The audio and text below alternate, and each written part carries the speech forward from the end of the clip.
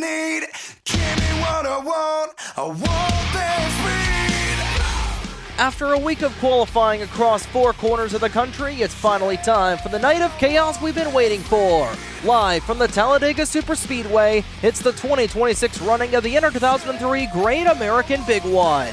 Hi, hello, and good evening, ladies and gentlemen, as we welcome you to Talladega, Alabama for tonight's triple head of races here in the Heart of Dixie, live on your home for the Great American Big One, the North American Sim Racing Network.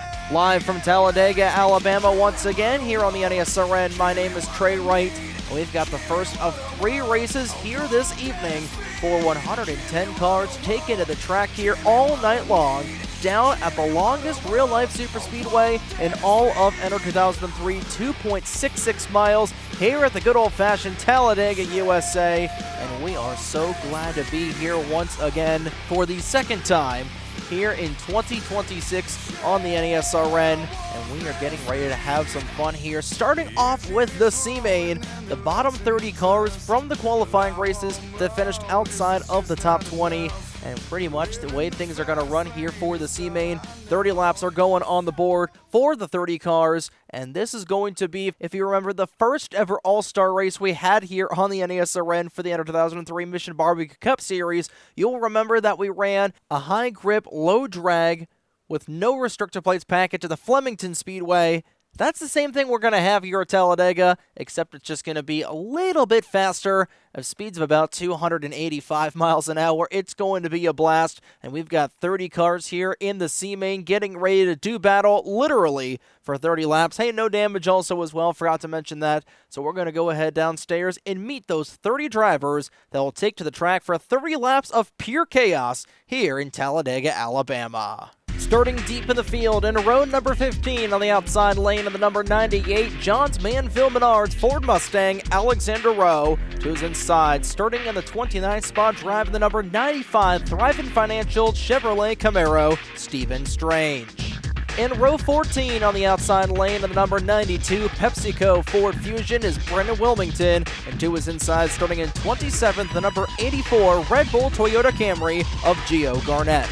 Starting in row 13 on the outside lane, the number 82 Mountain Dew Dodge Charger of Josh Williamson, to his inside, the number 75 NVIDIA Honda Accord of Nathan Buchanan. In row 12 on the outside lane in the number 64 Axicom Chevrolet Camaro Kento Mayahara, to his inside, of the number 61 Rain-X Honda Accord Rick Trickle. In row number 11 on the outside lane, the number 56 Circle K Dodge Charger of Vinnie Scholes. So they're inside the number 50 Quaker State Chevrolet Camaro of Dylan Matthews.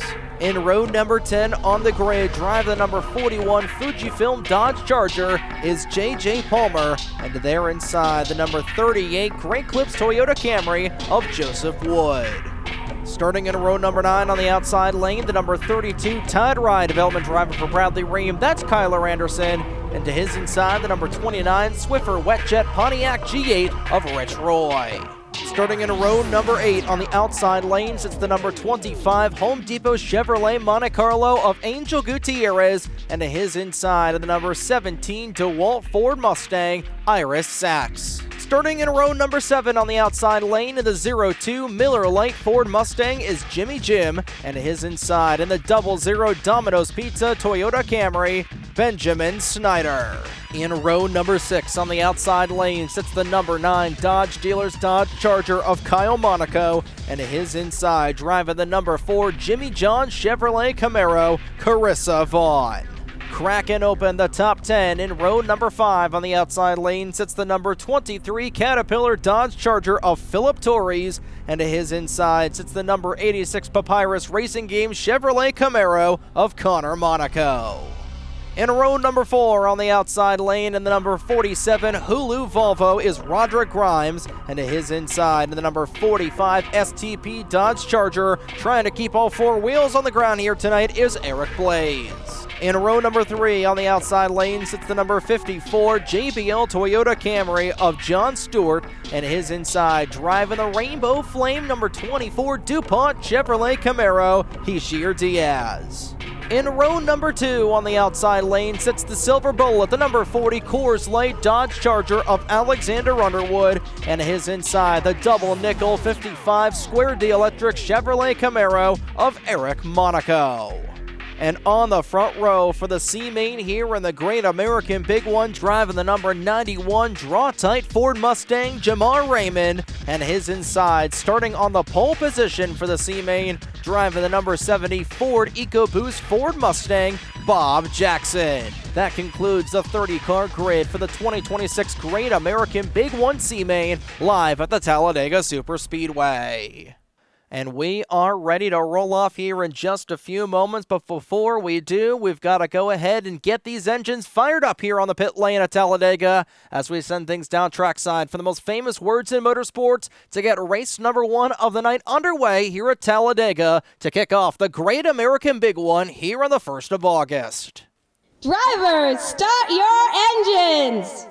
And we are ready to roll off here at the Talladega Superspeedway. 30 cars ready to do battle, both figuratively and more literally, here at white nickel speeds of just about 300 miles an hour here in the Heart of Dixie. Bob Jackson sitting on the front row in that Ford EcoBoost 70 machine, and Jamar Raymond will make up the outside of row number 1. Raymond looking for a slightly better result than ever after having mechanical issues early on in the race at Daytona. In the Southeast qualifier, we got a couple of cars banging off each other. Transitioning onto the racetrack, again, damage is turned off, so you can wreck as much as you can to your heart's content. And the only thing that's going to likely take you out of the race if you end up in the parking lot outside of the track and potentially retire from there. But looking back through here, Eric Monaco, Alex Underwood, Ishir Diaz, and John Stewart round out the starting 6. And you look back in here, there is our most recent Talladega winner, halfway down the back straightaway. That's that 92 car. Brennan Wilmington won here in the Mission Barbecue Cup Series back in April, late April, that Talladega weekend, as the field is halfway down the Alabama Gang Superstretch. Plenty of pedigree in this field for previous Superspeedway wins. We talked about Eric Monaco. He's got a couple of Superspeedway wins under his belt in the MBCS. But also a lot of drivers who are just looking to make a name for themselves here tonight in this Great American Big One. Guys like Ishir Diaz, Roderick Grimes. Got Kyle Monaco, part of the illustrious Monaco family. You got Ben Snyder back in here in that Domino's 00 car. Carissa Vaughn, Ira Sachs, J.J. Palmer among the drivers, making their NASRN debuts here tonight in the C-Main event at the Talladega Superspeedway. There's only one way to get these festivities kicked off here tonight, with 30 laps of pure chaos here in the Heart of Dixie as the pace truck is down the pit lane for the first of 3 races here in Talladega, USA. Bob Jackson will lead them up through the gears. They're moving at about 70 miles right now. They're going to be going about 3 times that fast as they're through the restart zone. Green flag is out and away. Let's get the Great American Big One underway. We're green flag racing at Talladega for the C-Main.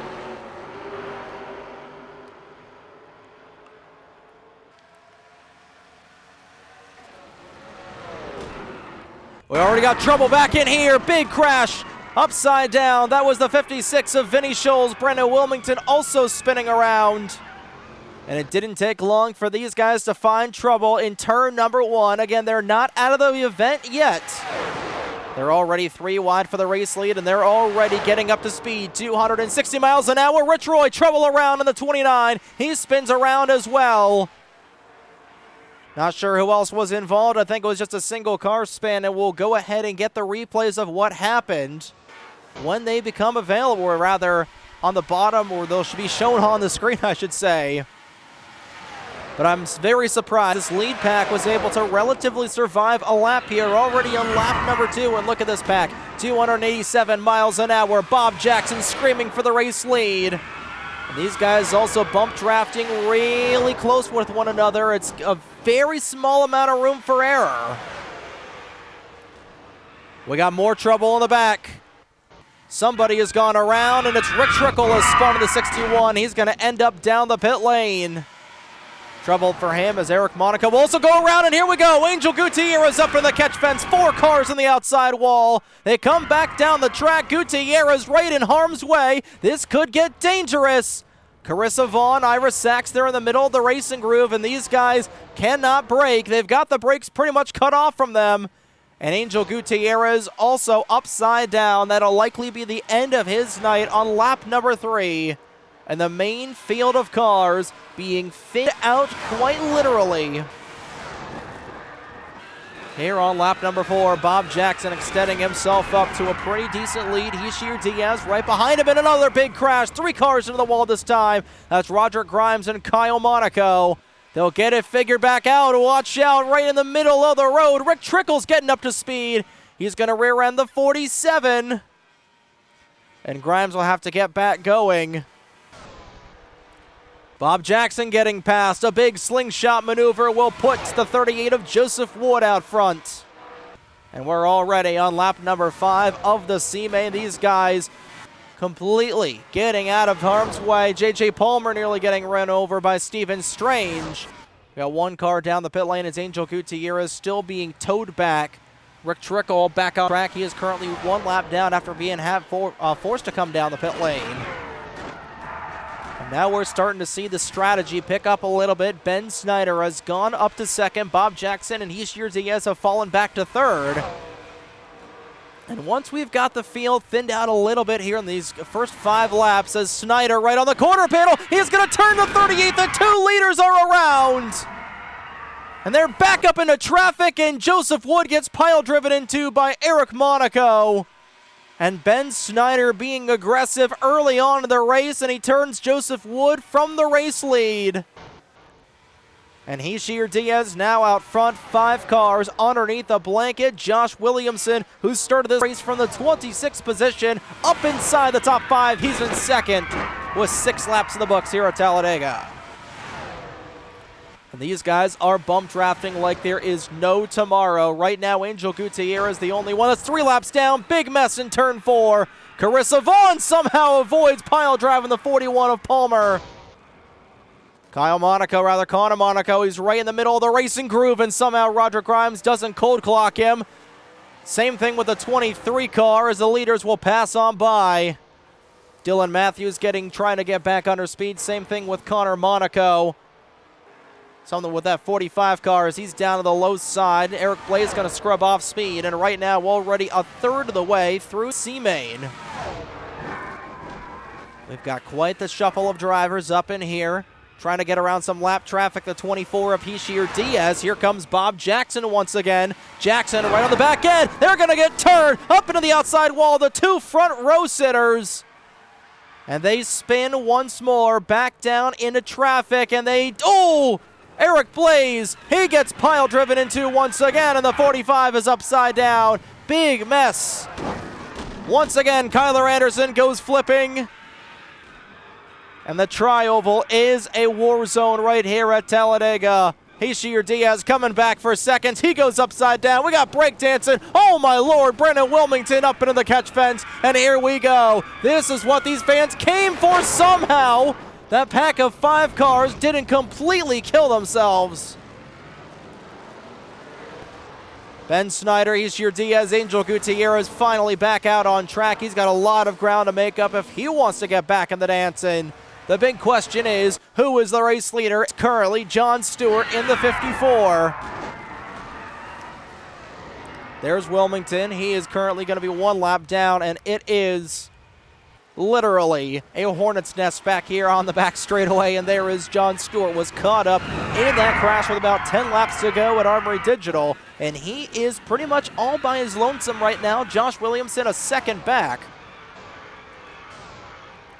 And these guys all still within this race for the most part. We are a 1/3 of the way through, so time is winding down a little bit. But once these guys get strung out, not a whole lot of lap traffic in front of that 54 car. Go on board with Jamar Raymond. He's going to peek a little bit to the outside of the 82. We've seen bump drafting go wrong here at Talladega quite a few times already. I think Williamson is hoping that Roger Grimes is going to bump that 54 a little bit too hard in the wrong spot.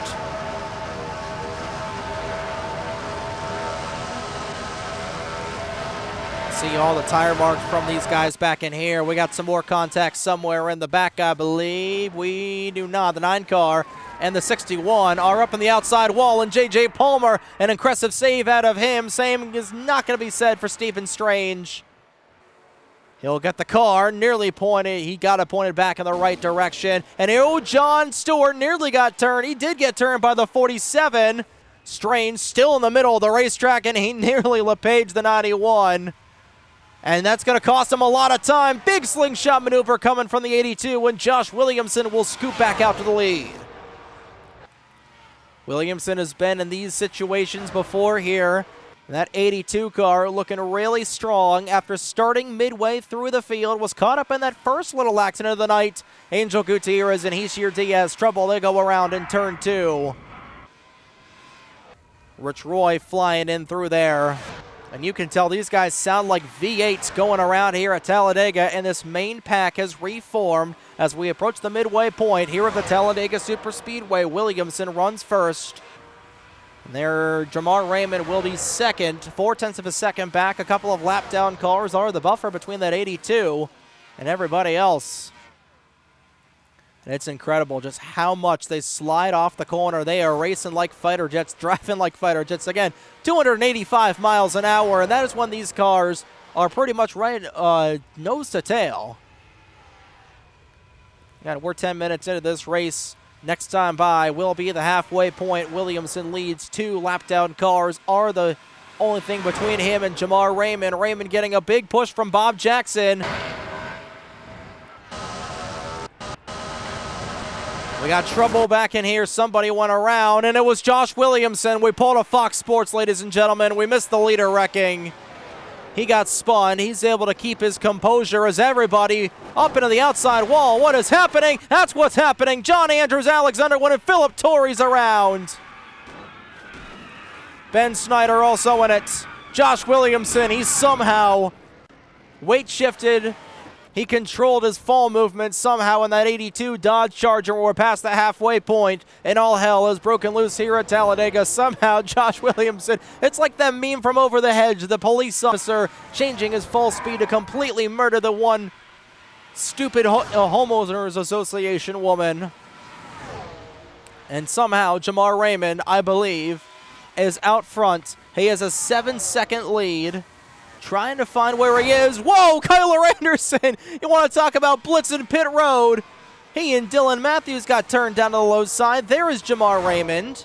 I don't know if he's the race leader, though. Because right now I think Bob Jackson. No, Bob Jackson was also involved in that. My mistake. And Jamar Raymond is in the race lead by 7 seconds right now over Josh Williamson, who recovers into second.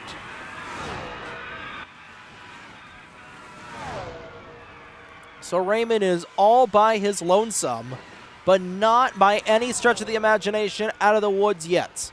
13 laps to go here in the C-Main at Talladega, and I can assure you, ladies and gentlemen, that the next 2 races will not be as crazy as this one. It will be crazy.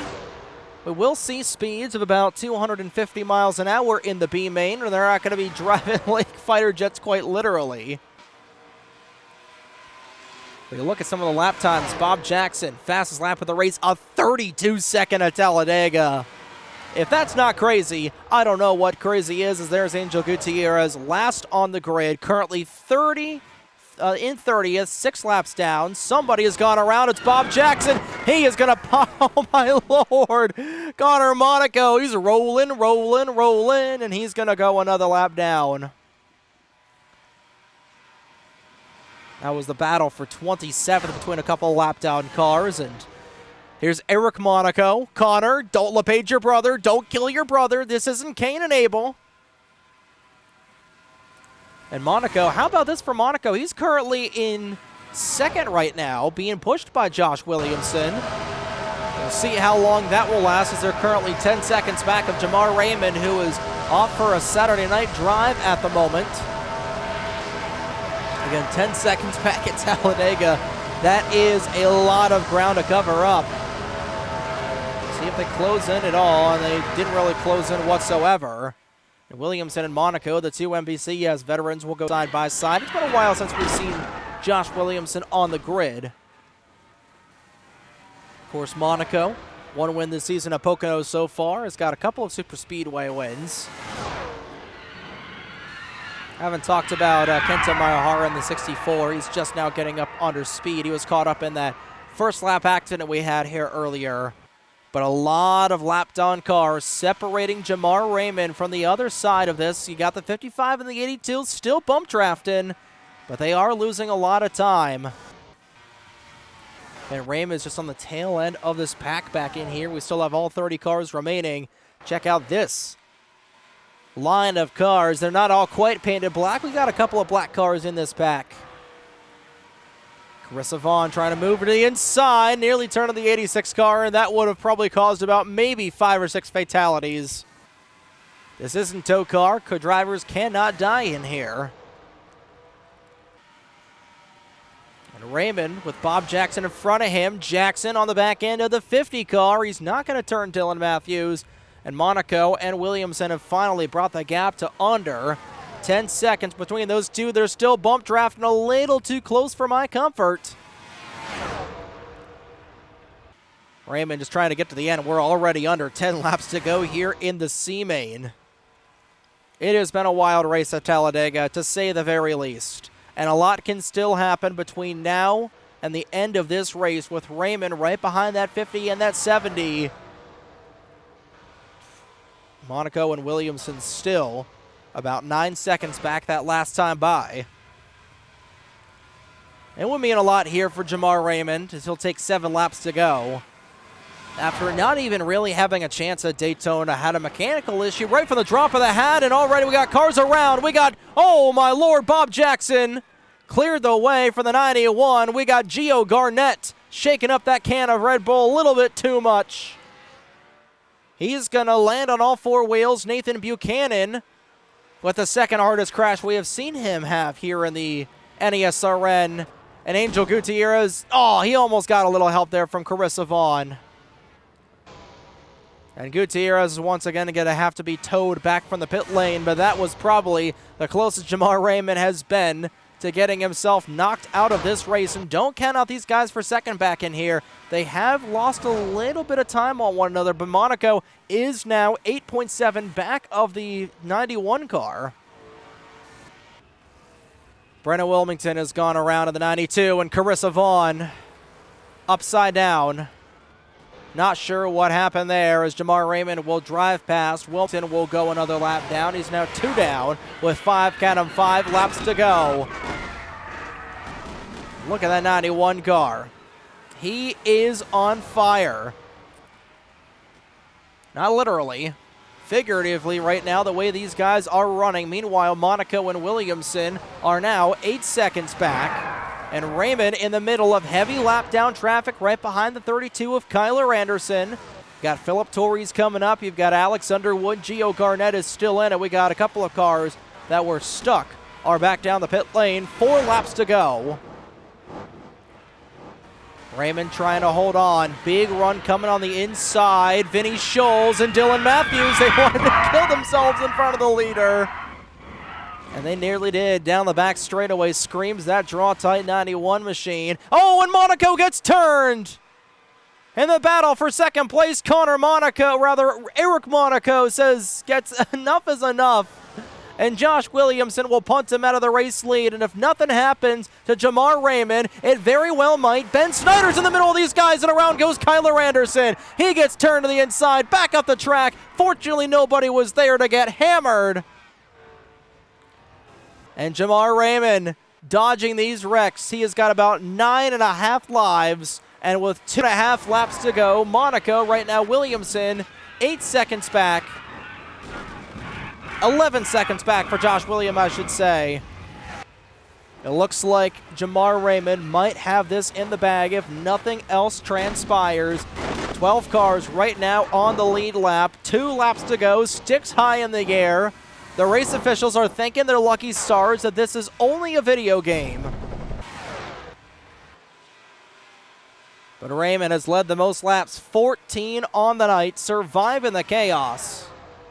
And a lap and a half to go. Just has to get around Benjamin Snyder. I don't think he's going to catch up to any other lap down shenanigans. And here we go. White flag in the air. One more time around the Talladega Superspeedway for Jamar Raymond. He's given a big shove to the back end of the double zero. Snyder's going to block him, though. And Williamson is he is 11 seconds back. He's trying to get there, pushing and shoving as hard as he can, but they're already down the back straightaway, down the Alabama gang super stretch for the final time. Vinny Schultz to the inside. And Jamar Raymond is just going to let them on by. The air is clear. We're in front of these drivers. The runway is clear, and Jamar Raymond, after a turbulent Southeast qualifier, will come to Talladega to win the first race of the Great American Big One. Jamar Raymond, your C-Main winner here at Talladega. And they wreck in front of him Bob Jackson, Rick Trickle. Among the cars that have been killed once more, Ira Sachs gets run over. Josh Williamson will come home in second. And Eric Blaze in the 45. We saw that 45 car flip earlier in the race. He gets a podium finish. Eric Monaco and John Stewart will round out the top 5. In what was a very chaotic opening race here at Talladega. They don't call it the C-Main for nothing. And Jamar Raymond, starting on the outside pole position, leads 16 laps on the night. A little bit more belt to bumper than we thought it was going to be. But nonetheless, a big win for that draw-tight number 91 team, as Jamar Raymond will win by 10 seconds over Josh Williamson. Eric Blaze, Eric Monaco, and John Stewart the top 5. Joseph Wood, Jimmy Jim, Alexander Rowe, Alexander Underwood, and Philip Torres will round out the top 10. As everybody will finally bring those motors down. Angel Gutierrez 10 laps down. He got stuck twice in this event. Carissa Vaughn was upside down a lot. Of course, you'll see all the replays of what happened during the first part of that race, but my goodness. What a race we had here at Talladega.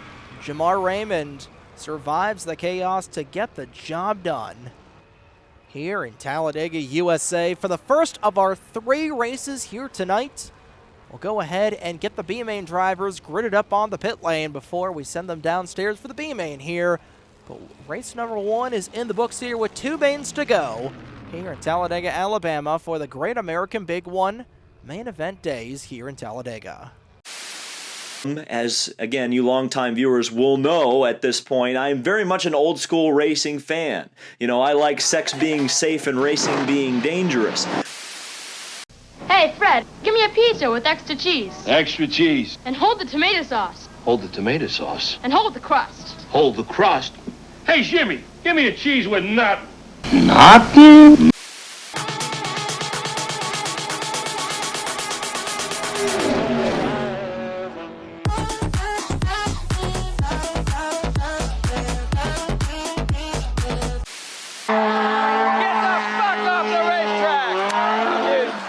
Son of a bitch!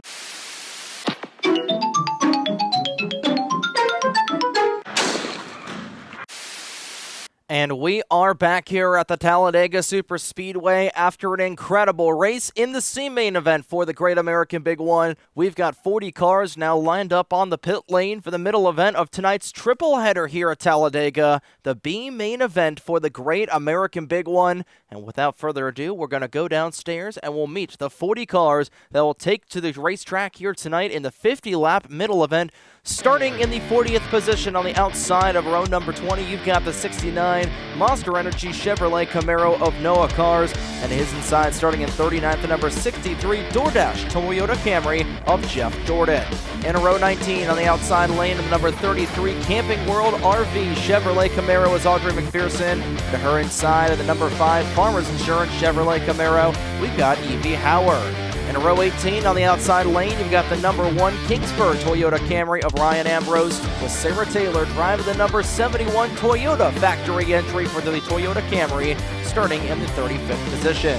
In row number 17 on the outside lane, the number 65 Nesquik Ford Mustang of Aiden Bigelow, and there inside you got the 01 of Nachman Bradbury with the U.S. Army on the hood of that 01 Chevrolet Camaro. In row 16 on the outside lane in the Unical 76 Chevrolet Monte Carlo is Caitlin Luna. We're inside the number 14 Hari Match Infinity Black S of Ryan Rickshaw. In row 15 on the outside lane, we've got the number 44 Kellogg's Chevrolet Camaro of Stephen Thompson. There inside, representing the Budweiser King of Beers, number 8 Chevrolet Camaro is Cody Monaco. In row 14 on the outside lane, in the FINA number 74 Chevrolet Camaro is Matthew Hubert. And there inside, in the number 48 Amazon Mercedes CLA of Jim Jackson. Row 13 on the outside lane, Chayeli Nocedo will drive the number 99 Waste Management Chevrolet Monte Carlo SS. And there inside, the number 72 Fraternal Order of Eagle Chevrolet Camaro, driven by Abby Buchanan. In row 12 on the outside lane, driving the number 22 SpaceX Tesla Model 5, you've got Ryan Raver. To his inside, you've got the number 05 Burnham Chevrolet Camaro of Kasumi Takashi. In row number 11 on the outside lane sits the big staple himself, Nathan Stapleton, driving the number 35 Sunoco Chevrolet Monte Carlo SS. To his inside, the number 87 Bell South Chevrolet Camaro of Braden Manesco. In row number 10 on the outside lane sits the number 27 Alliance Truck Parts Ford Mustang of Bryce Egan. To his inside, driving the Candyman machine, the number 18 M&M's Toyota Camry. That's Reggie Fogelman, starting in 19th. In row number 9 on the outside lane sits the number 12 Mobile One Ford Mustang of Trajan Hawk. And to his inside sits the number 43 Cheerios Dodge Charger of Luke Billings. In row number 8 for the B-Main on the outside lane sits the number 31 Quicken Loan Chevrolet Camaro of Stephen Waters, with John Andrews driving the number 10 Lay Saturn Astra to the inside of row number 8. In row 7 on the outside lane, one of the two drivers that'll be featured in multiple races here this evening, driving the number 0 Haas Ford Mustang is Roberto Crown Jr., and to his inside, driving the number 37 Coppertone Pontiac G8, Gretchen Hasselhoff. In row number 6 on the outside lane, driving the number 52 Simon Chevrolet Camaro is Kate Summers. To her inside, driving the number 34 Amsoil Nissan Sentra is Latiana Gray. Cracking open the top 10 in row number 5 on the outside lane, a car that has had a rich history here at the Talladega Superspeedway, the number 09 Nikasuki Gambling Dodge Charger. That's Landon Walker in the 09, and to his inside, driving the number 79 Chevrolet Truck Month Chevrolet Camaro is Dan Thompson. In row 4 on the outside lane, one of our two wildcard drivers that'll also be racing in the A-Main, you've got Max Anderson in that Discount Tire Dodge Charger. To his inside, driving the number 94 McDonald's Ford Mustang, Miguel Moncada. In row number 3 on the outside lane sits the number 68 T-Mobile Dodge Charger of Ryan Durrani. To his inside, completing the top 5 for the B-Main event, the number 36 Mopar Dodge Charger, Yahir Alvarado. In row number 2 on the outside lane sits the number 16 National Guard Greg Biffle Memorial Scheme of Wyatt Walker. To his inside, driving the number 90 Fastenal Chevrolet Camaro, Matt Minnesota. And on the front row for the Great American Big One B-Main event here at Talladega, driving the number 96 Aris Toyota Camry is Brad Stover. And on the pole position for the B-Main, driving the number 53 Federated Auto Parts Ford Mustang, Hunter Hill. And that is your starting lineup for the B-Main event in the Great American Big One. And without further ado, we'll send things back down trackside to once again fire the engines for our middle event here in our menage a trois of races here for the Great American Big One from the Talladega Superspeedway. Drivers, start your engines! And for the second time tonight here at the Talladega Superspeedway, the engines thunder to life with this time 40 cars ready to do battle for 50 laps here at Talladega. Like we talked about, Hunter Hill sitting on the pole position for the B-Main. Brad Stover to his outside. Stover looking to get his third career win here on the NASRN. Matt Minnesota and Wyatt Walker will be in row number 2. The cars will roll off. All 40 of them to roll off. Starting all the way in the back was Noah Cars in that 69 machine. He and Jeff Jordan making up the rear end of the grid back in row number 20. And we aren't going to see speeds just as fast as we saw earlier on tonight in the C main. We're not going to be seeing 285. These guys will be about 40 mile an hour slower. Still chassis 5, but not going to be blitzing, racing like fighter jets around this track, and they're going to be racing for 50 laps instead of the 25 that we had on the board. So twice the distance, about half of the speed. Not about half the speed. Twice the distance, about give or take about maybe 5/6 of the speed that we saw. These guys are still going to be rocking around here at 245 miles an hour odd. And damage is turned on. We've got moderate damage, however. The caution flags are still turned off. So if you wreck, that's essentially really going to take you out of the running. So the field will head onto the high banks of turns 3 and 4. We saw a lot of action here earlier on in the C main event with Jamar Raymond taking the checkered flag after dominating the back end of that race. And here for the middle race in the B main, got 10 more cars, 25 more laps, and we are ready to have some fun here at Talladega for this second race of the night. In the preamble event before the A main for the Great American Big One. That's going to kick off right here and right now as the Chevy Silverado pace truck heads down the pit lane. Hunter Hill and Brad Stover will lead them through the tri-oval, heading towards the restart zone to put us under the green flag conditions for the second time tonight. And there it is, green flag waving out and away here at Talladega. Let's go racing once again, this time in the B main for the Great American Big One.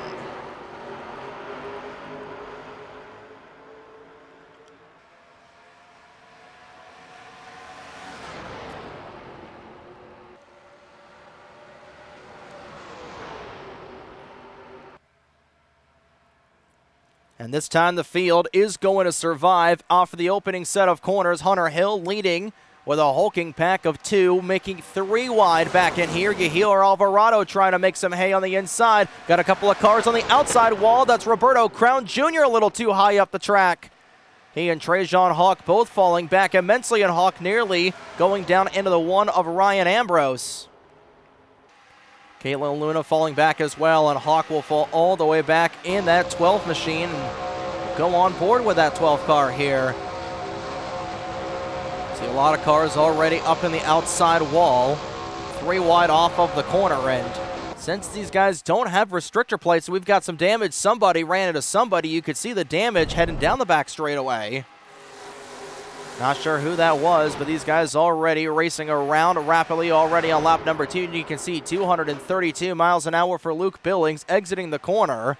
And now Evie Howard in the outside wall for the second time this week, and it's just something about that danger zone. As we got one car on the inside, that was Trajan Hawk. He's going to go up into the grass, into the outside wall, pounds it hard.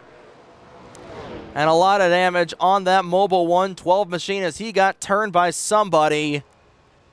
And a bad week for the rookie will continue as the caution flag again turned off here in the B main. Matt Minnesota right now being shown as the leader, and like we were talking about before, we had some trouble there off of the start. And since these drivers don't have restrictor plates of this version here at Talladega, they're going to be running pretty much wide open, and it's going to look a lot like a intermediate track. So track position definitely means a lot here in the B main. Right now Minnesota up on the outside lane. Here comes Kate Summers in the 52. A little bit of drafting help from the 53 of Hunter Hill. The field has begun to spread out the quicker these guys move. Evie Howard has dropped back. Trajan Hawk way off the pace. In fact, he is down the pit lane in the 12 machine. That will likely be the end of his night. That's a lot more damage than we anticipated, with moderate damage being on, but he also did hit that wall at about 100 miles an hour. We got more cars up in the outside wall. Luke Billings down the pit lane. Not sure if something is amiss on the 43 car, but that will likely take him out of the running here of the B main for the Great American Big One, and that's really going to split this field up a lot. Got just about 3 wide off the corner, and here comes that 09, a steel boy that was Landon Walker as Stephen Waters walked up the racetrack a little bit. Walker nearly taking himself out of the race. And like we were talking about, that Mikasuki 09 car, rich history at Talladega. You go back to 2009, nearly 20 years ago at this point. So when Brad Keselowski got his first career win here at Talladega, won it pretty much right at that point in the tri-oval. Turning Carl Edwards, getting to the start-finish line to win his first ever race in the NASCAR Sprint Cup Series at the time it was. Now whenever we come to Talladega, that 09 car is absolutely going to have an opportunity to try and get up there in the front. And already we've still got a hornet's nest back in here of drivers again with the speeds we see here at Talladega, and we're running with a little bit more drag than we saw, and around goes the 09. It's Ryan Durrani involved as well. Stephen Waters gets collected back down the racetrack. Gretchen Hasselhoff gets run over. And a big crash in turns 3 and 4. Also knocked out there, that was Bryce Egan that was involved. Ryan Durrani in it as well. Evie Howard down on the inside. Trouble for the 5. And that's going to take out a lot of those drivers, and that is a lot of damage on that 31 car. And these guys ran each other once again. Howard into the 37. Gretchen Hasselhoff with Howard doing some moonwalking through the infield. That's going to create some more issues on the pit lane. And call it a commentator's curse, unfortunately, for Landon Walker, who was running up inside the top 10. We'll take a look and see what happened here as he got turned by Ryan Durrani in turn 3. And that is unfortunately going to end his night prematurely. We're already on lap number 7 of the event. Ryan Durrani has called it quits here in the B main as Nathan Stapleton an issue on the 35. Not sure if he's just coming off of the pit lane. No, he's got something wrong. I think he may have gotten turned by somebody because that is a very slow 35 car. He was running up towards the front, I believe. Actually, Nathan Stapleton's 1 lap down, so he had to come down the pit lane for something, so that's a tough break for him. Drivers getting some repairs here in the pit area. But back towards the front, it's John Andrews who's taken the race lead away as we've missed a couple of passes for the race lead, already about a 5th of the way through the B main here for the Great American Big One. And we have had our fair share of drama already. Here comes Reggie Fogelman down to the inside of that 10 car. Whoa, contact and sideways. What a save out of Sarah Taylor out of turn 2. She got wrecking loose. She made some contact with Matthew Hubert in that 74 car. And what a save out of that Toyota Tundra Dealers 71 machine. She's had some exciting moments here in this Great American Big One qualifying week. And on the super speedways, she hasn't been able to get a super speedway win to her credit yet, but she has been close a handful of times. Back at the front, John Andrews getting held up to dry on the outside lane and shooting to the race lead. Reggie Fogelman with about 10 cars, all poking out away from everybody else as we work lap number 10. Laziana Gray to the inside of Reggie Fogelman. Hunter Hill will check that paddle, and those two leaders nearly making some significant contact back in there. He'll hold on for now, and both Ryan Durrani and Stephen Waters have elected to call it quits here tonight. Matt Minnesota now gunning for the race lead. We got 1 car coming back out on track. It's Walker in the 09 as we go on board with the 60 car. Outside lane had to get out of the gas, and now the 90 machine will go for the race lead. Underneath, we got Laziana Gray and Reggie Fogelman making some contact off the corner. Those two will swap paint, but they will keep things straight for the time being. Fogelman will now drop down to the inside. These guys got to be careful. Bump drafting a little bit through the corners. We've already seen 1 incident so far of bump drafting going wrong towards the front of the field, and we don't want to have another incident. Problems for the 74. It's Matthew Hubert down the pit lane. Not sure if something happened or he is just going to be getting some damage repairs. And again, there is going to be no bobbling or no shuffling of standings thanks to green flag pit stops here. Laziana, oh my lord. That 76 car completely, that was Caitlin Luna knocking down the wall off turn 2. That was about as hard of a hit as we've seen pretty much all night long here so far, and the pace has begun to drop a little bit here in the B main. We got some more tire tracks back in turn 3. I'm wondering if we had another small incident. I don't see anybody else. We got that 74 coming back out on track, and everybody just trying to lollygag a little bit along here.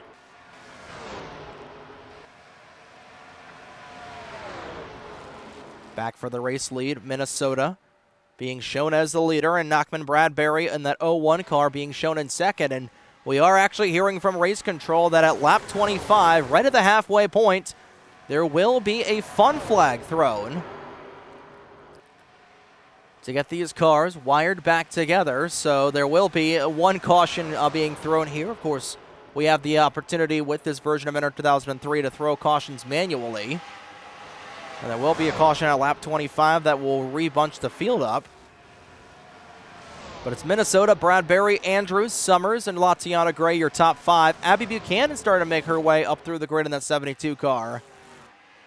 Ryan Ambrose in the outside wall. Make that, I believe that was actually Kasumi Takashi. Her and Ambrose, the front ends of those two cars, look very similar.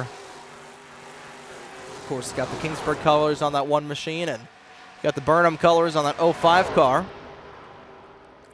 Here comes Aiden Bigelow making his way down to the inside.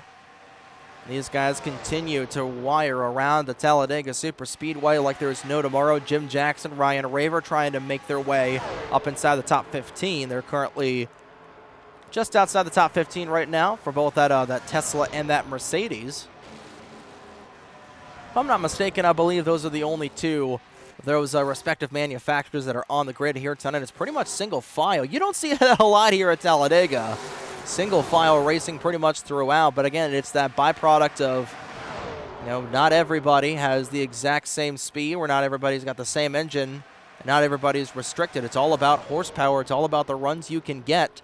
And of course, that inside lane is going to be dominant, and Matt Minnesota has been dominant so far in that 90 car.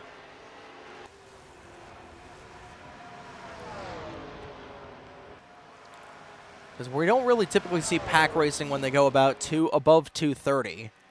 But once they're locked in at about 220, like we'll see in the A-Main, that's where we're going to see that pack racing and that pack-style cycle of racing that we usually see here at Talladega in the Mission Barbecue Cup Series, as Kate Summers gets pushed way up high by John Andrews.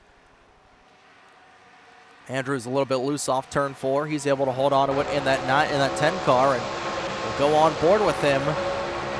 And ironically, he is sponsored by Lay's, but he's also got a little bit of a chip on his shoulder coming into Talladega here tonight as Minnesota starting to run up on lap traffic.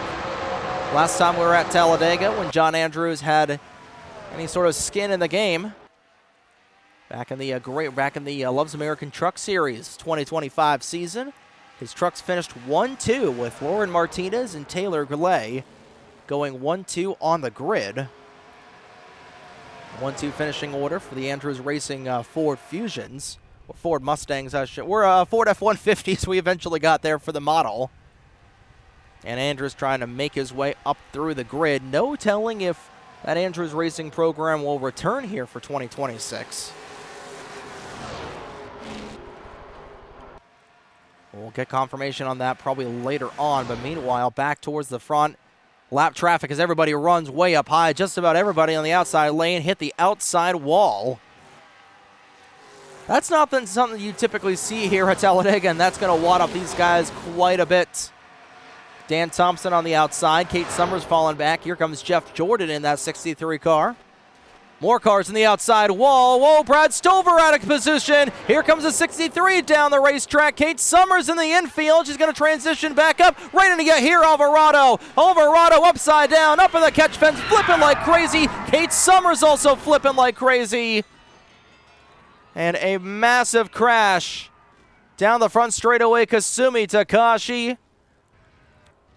Wyatt Walker also in it as well. A heavy crash with two cars flipping upside down. You hear Alvarado completely destroyed in the 36, trying to find where he's out on track. Roberto Crown Jr., Audrey McPherson among the cars involved in a massive crash here on lap 19, and we're going to have a couple of cars come down the pit lane. I don't think I've seen anything quite like that in quite some time. Trying to find where there is Yahir Alvarado, somehow able to drive that car away from the accident scene.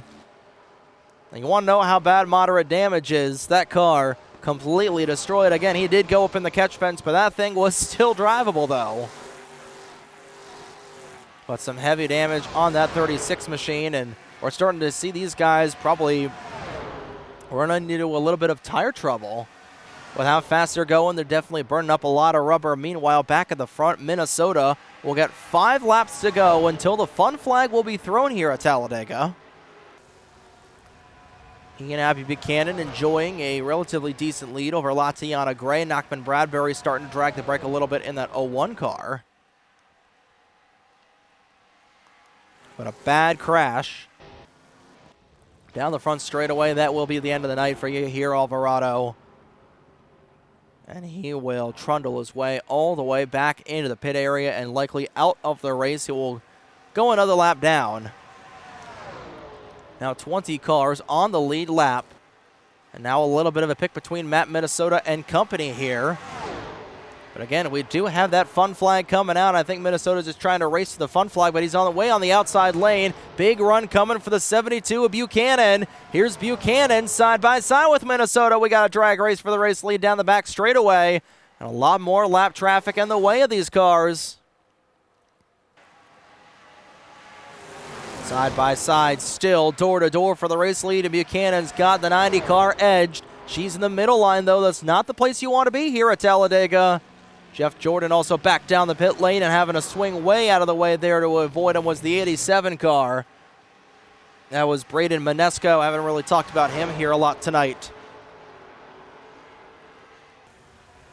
Buchanan now shown as the race leader, and that has brought Nachman Bradbury back into this battle along with Hunter Hill and Max Anderson, who has gone all the way up to 4th on the grid. Actually, Latiana Gray and Miguel Moncada in front of this 0 car.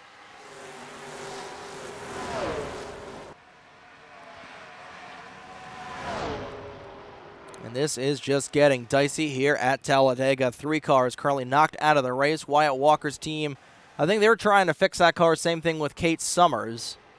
Because, again, it is moderate damage, so you can fix it. We do have a couple of cars back out on track. Kasumi Takashi, Roberto Crown Jr. You know, for Roberto, this was a complimentary race for him, as he's going to be racing the A-main here in just a little bit as well.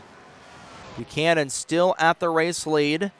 Next time by will be the proverbial white flag lap of the first half of this race, and Buchanan still showing the way in that 72. Comes Matt Minnesota, though. Still 2 car lengths behind. And again, everybody that is going to be a lap down will get the wave around. Here we come, final lap in the first half of the race, and Buchanan will lead. And this is good news for a lot of these drivers that are on for the lead lap. You know, guys like Kasumi Takashi that are 1 lap down, pretty much everybody is going to be getting a lap or back on the lead lap. Buchanan right in the middle of a couple of lap down cars. Matthew Huber trying to stay things on. Turns 3 and 4. Matt Minnesota trying to make that one final pass here before we get to the break. He might be on the back end of that 72 car. Had a run, couldn't quite get there, and out of the tri-oval. We have another wreck back in there. Everybody just a little bit spread out. And that will do it.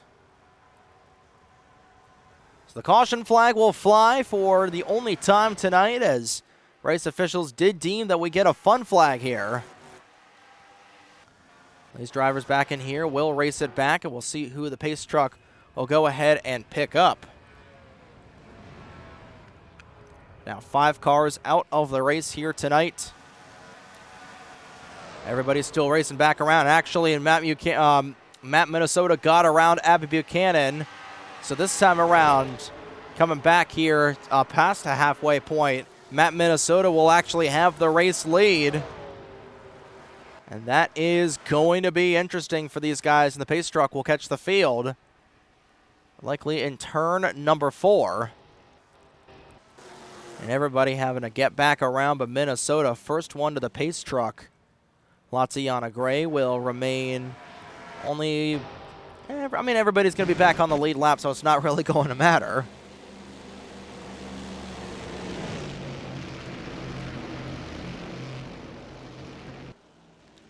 But we did see a lot of drivers that, had some issues when it came to the tire wear, and we are going to see some pit stops for these guys, probably just putting on 4 fresh Goodyear tires.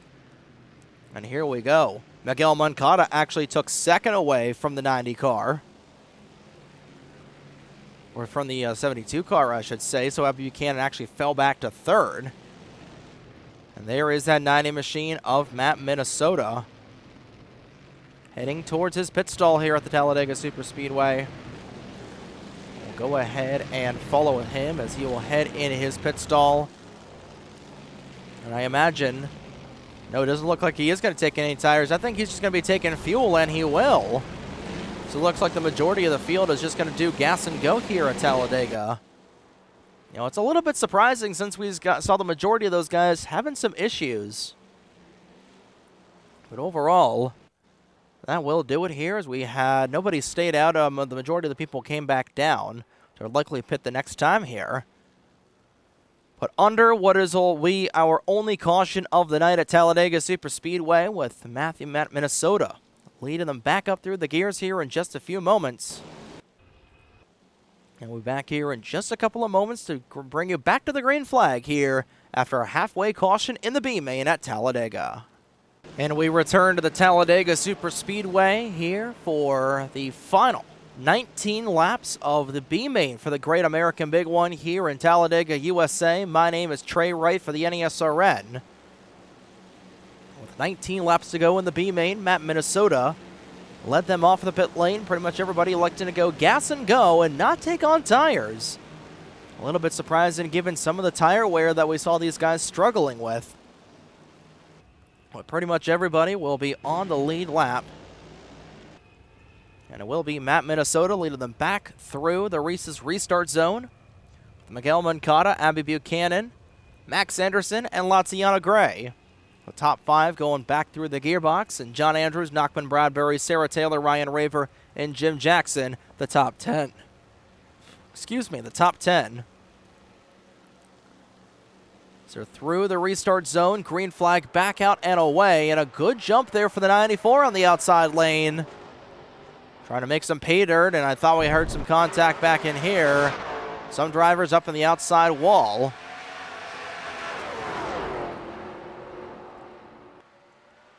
Just about everybody, I believe, is going to be back on the lead lap. We got a couple of, actually I think we got just 23 cars back on the lead lap. We'll have to go ahead and get that fixed for a couple of these drivers. But right now, Matt Minnesota for the race lead. Abby Buchanan right behind him. We got 3 wide for third. John Andrews way on the inside. Sarah Taylor right behind them.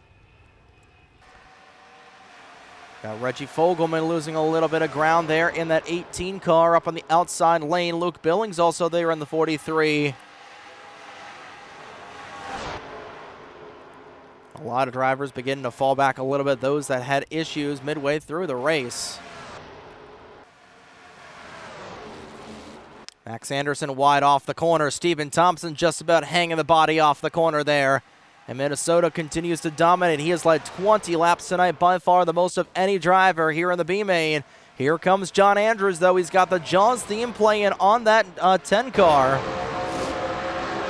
He will go for the race lead coming around a 17 to go. Does anybody have anything for this 90 machine? We saw it earlier in the C main with Jamar Raymond. You know, once he got out front, once he got himself a pretty good jump, he was able to pretty much dominate here and there and everywhere. As up through the inside, Sarah Taylor will move up to second, and it's pretty much just been a battle of who's been able to take second away, but nobody can quite catch the leader. Jim Jackson shuffling a little bit there on the outside in the 48, and everybody just pretty much single file. We'll have to see who will potentially run into some issues here.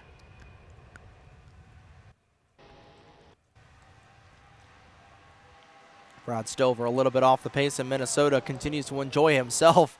Probably one of the largest leads we have ever had here at Talladega. Andrews with Rickshaw right behind him. How about Nathan Buchanan in that 75 car? 60, actually, no, Nathan Buchanan is in the main event, if memory serves me right. It's actually Noah Carr's in that 69 machine. He started all the way back in 40th on the grid, and he has moved his way up to 4th. Methodically moving his way up through the gears with pretty much everybody. Also gained a couple of spots on pit lane, if I'm not mistaken. Coming around, 15 laps to go. Big swing there out of the 69 underneath the 10 car.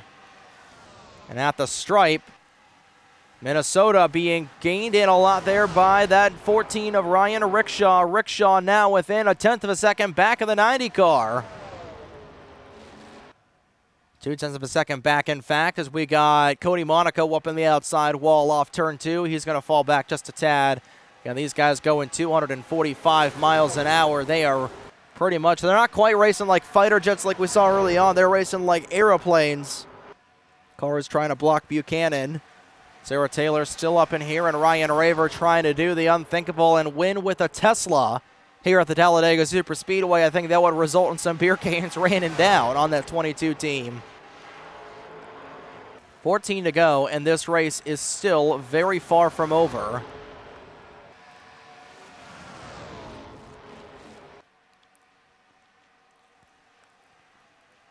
Everybody trying to get everybody, and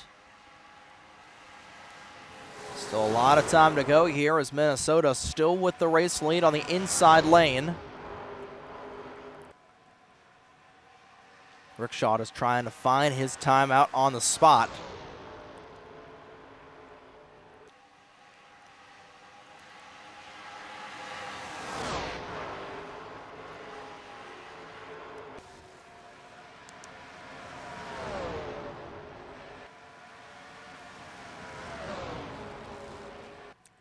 River now ducks down to the inside. Abby Buchanan also on the inside as well. Some shuffling back in there off turn 2. Here comes that 14. A Rickshaw to the inside. Not quite able to get a ledge on that 90 car. It's been Matt Minnesota all night long. Ryan Rickshaw trying to get a win for the Infiniti as well. The only Infiniti on the grid, if I'm not mistaken, with 12 laps to go. Going to be getting a really good draft off the back end of that Fastenal Camaro, and he's just waiting for that 90 car to miss a step. Here he comes. Whoa, Minnesota way loose off the corner. Here comes the 14. Ryan Rickshaw to the inside. Now the question is, who's the 72 go with? Rickshaw's got the inside lane. He's going to get around the 90 of Minnesota, who will drop back to second, potentially third on the outside. Rickshaw now leading off the corner. Abby Buchanan trying to make some hay on the low side. Coming around to 11 laps to go. And Minnesota, whose reign might end here after 26 laps on the night. These drivers still trying to fight it out back in here. And I really don't know if we're going to get any sort of lap traffic. I do know, Kasumi Takashi is slow, but I don't think she's slow enough to where that will take her, well, she'll become a lap down car with 10.5 laps to go. But Rickshaw out to a magnificent lead in the 14. Now, this version of Talladega, you can get up to those big leads and not have to really worry about a big run coming from the driver right behind you. All 10 digits displayed from the flag stand this time around. 10 laps to go here at the Talladega Superspeedway in the Great American Big One B main. How about Dan Thompson? Haven't talked about him at all tonight in that 79 car. So everybody's starting to lose it a little bit off of turn 2. The back end really starting to slide on these drivers in Minnesota, really dropping back. He'll finally get back in line. Back in the 5th position, but he's still in the outside lane. He's going to hold up Ryan Raver a little bit. Jalen Oseda starting to make herself known in that 99 car. Same thing with Max Anderson. Anderson looking for 2 wins here tonight, as again, he and Roberto Crown Jr., the 2 drivers that also be racing in the A main here in a little bit with 9 to go.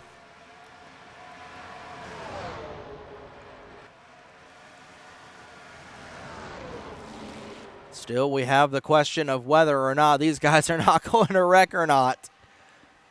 I'd say, other than the couple of wrecks we saw at the very early of the race, and again, the big one we saw right before the halfway caution, these guys have been pretty civil so far, all things considered. Of course, we have seen multiple cars go into the catch fence here tonight already.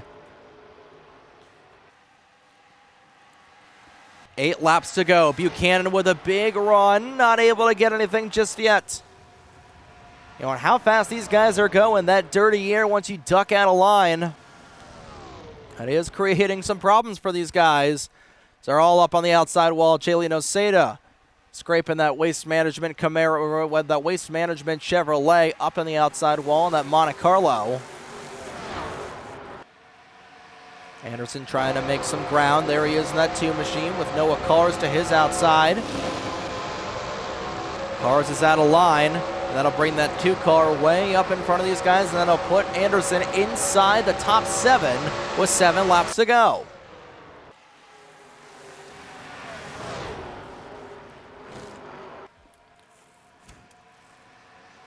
We've got a lot of new players up in this field. We got Aiden Bigelow. Haven't really talked about him tonight in that 65 car. He's coming to play. He's up inside the top 5, and now Dan Thompson to the inside. Throwing a big block there was Ryan Rickshaw. He nearly took them out. I think that would have absolutely killed Rickshaw's chances of winning this race, and it may have anyway, as Thompson to the race lead. Big run coming for Buchanan, trying to take advantage of those 2s going side by side. 6 laps to go at Talladega.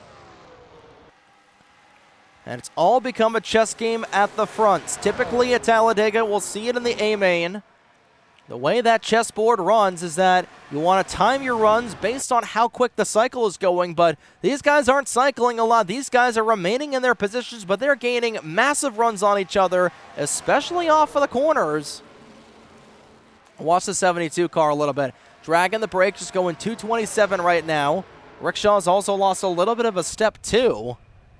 And actually, they're going to go side by side, so I thought that 72 car was dragging the brake a little bit, but she is just a tad bit slower compared to Rickshaw, who will remain in that second position. 5 laps to go as Dan Thompson for the Chevy Truck Month Camaro team, putting that 79 car top of the pylon right now with 5 to go here in the B-main at Talladega. Whoa, whipping the outside wall. That was Braden Monesco who pounded the wall off turn 2. That's going to be a lot of positions missed out for him. Meanwhile, up in front of these guys, just off turn 2 is Kasumi Takashi, so these guys are not going to catch up to her as a lap down car. Big run coming for Rickshaw. How about Aiden Bigelow up in here as well, up to 4th now in the 65 with 4 to go. John Andrews not done yet. Ryan Raver's not done yet, but it might be a match race for right now between this 14 and this 79. We saw Ryan Durrani and the 09 of Landon Walker hooked together. They were racing inside the top 5. They were nose to tail, bump drafting a lot here, and could we see the same thing this time for the race lead? Rickshaw losing a lot of time, but I think he's just trying to back up a little bit to give himself a big run on that 79 car with 3 to go.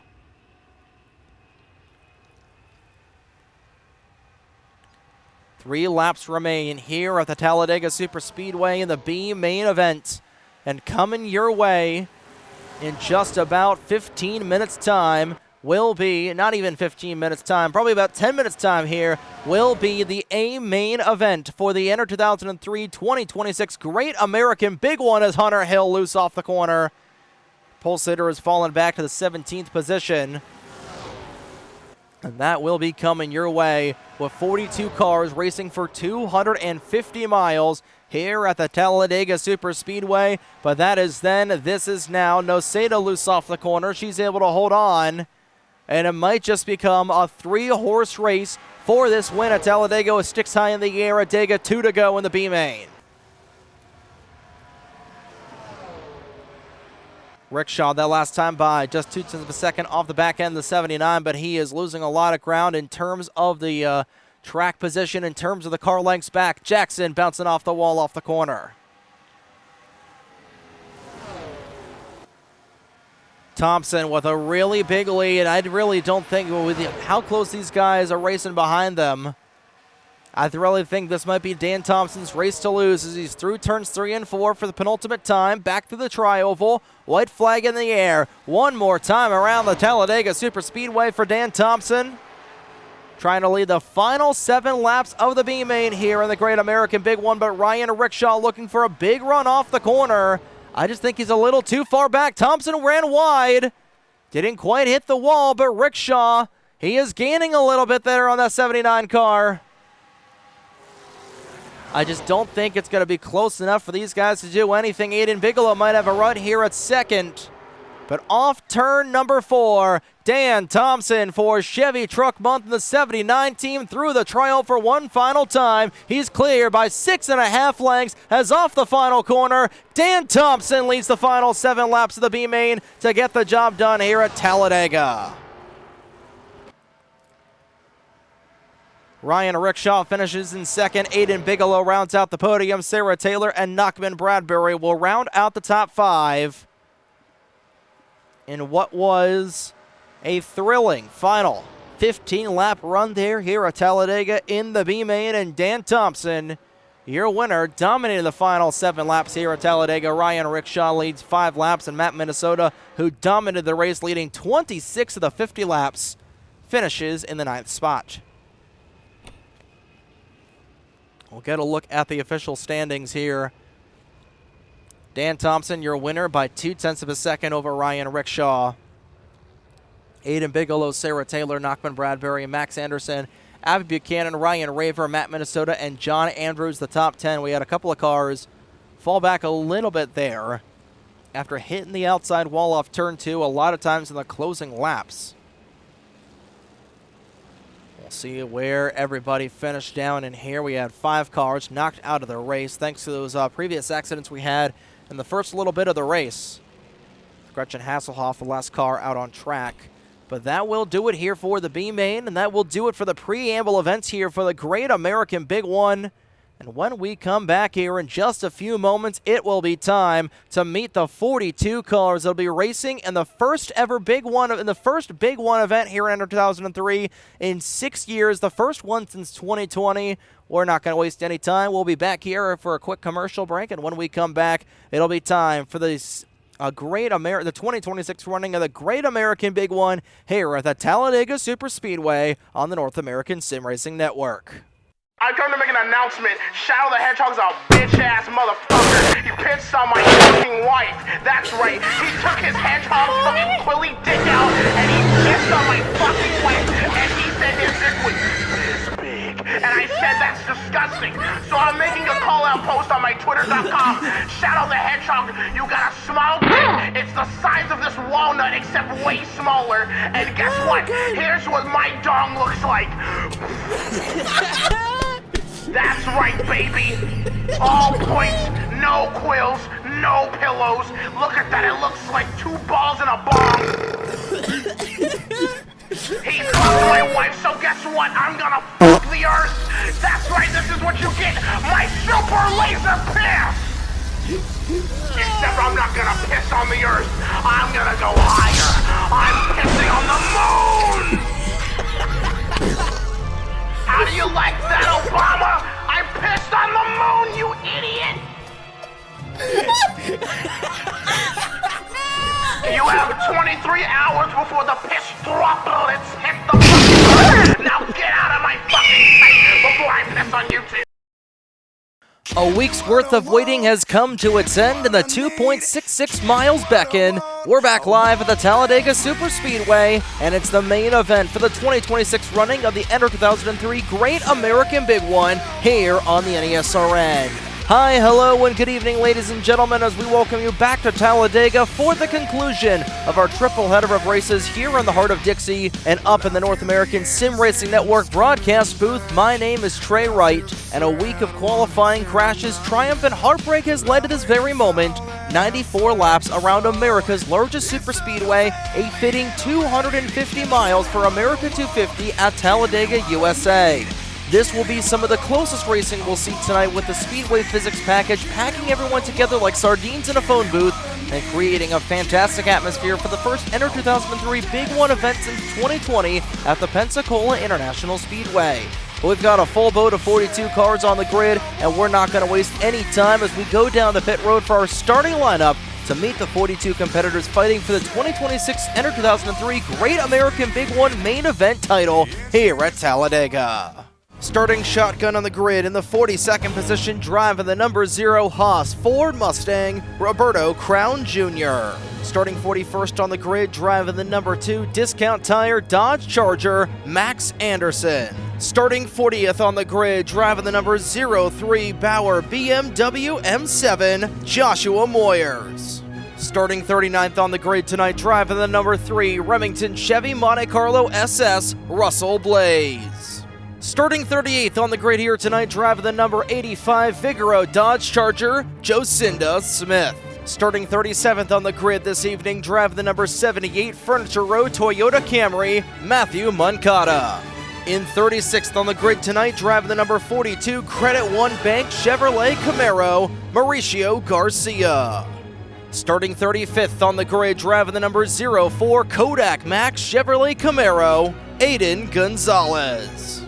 Starting 34th on the grid for the Great American Big One, driving the number 73 Kleenex Ford Mustang, Ace Racer. Starting 33rd on the grid, driving the number 7 Speed Energy Dodge Charger, RJ Bishop. Starting 32nd on the grid, driving the number 15 5-Hour Energy Toyota Camry, Sam Bowman.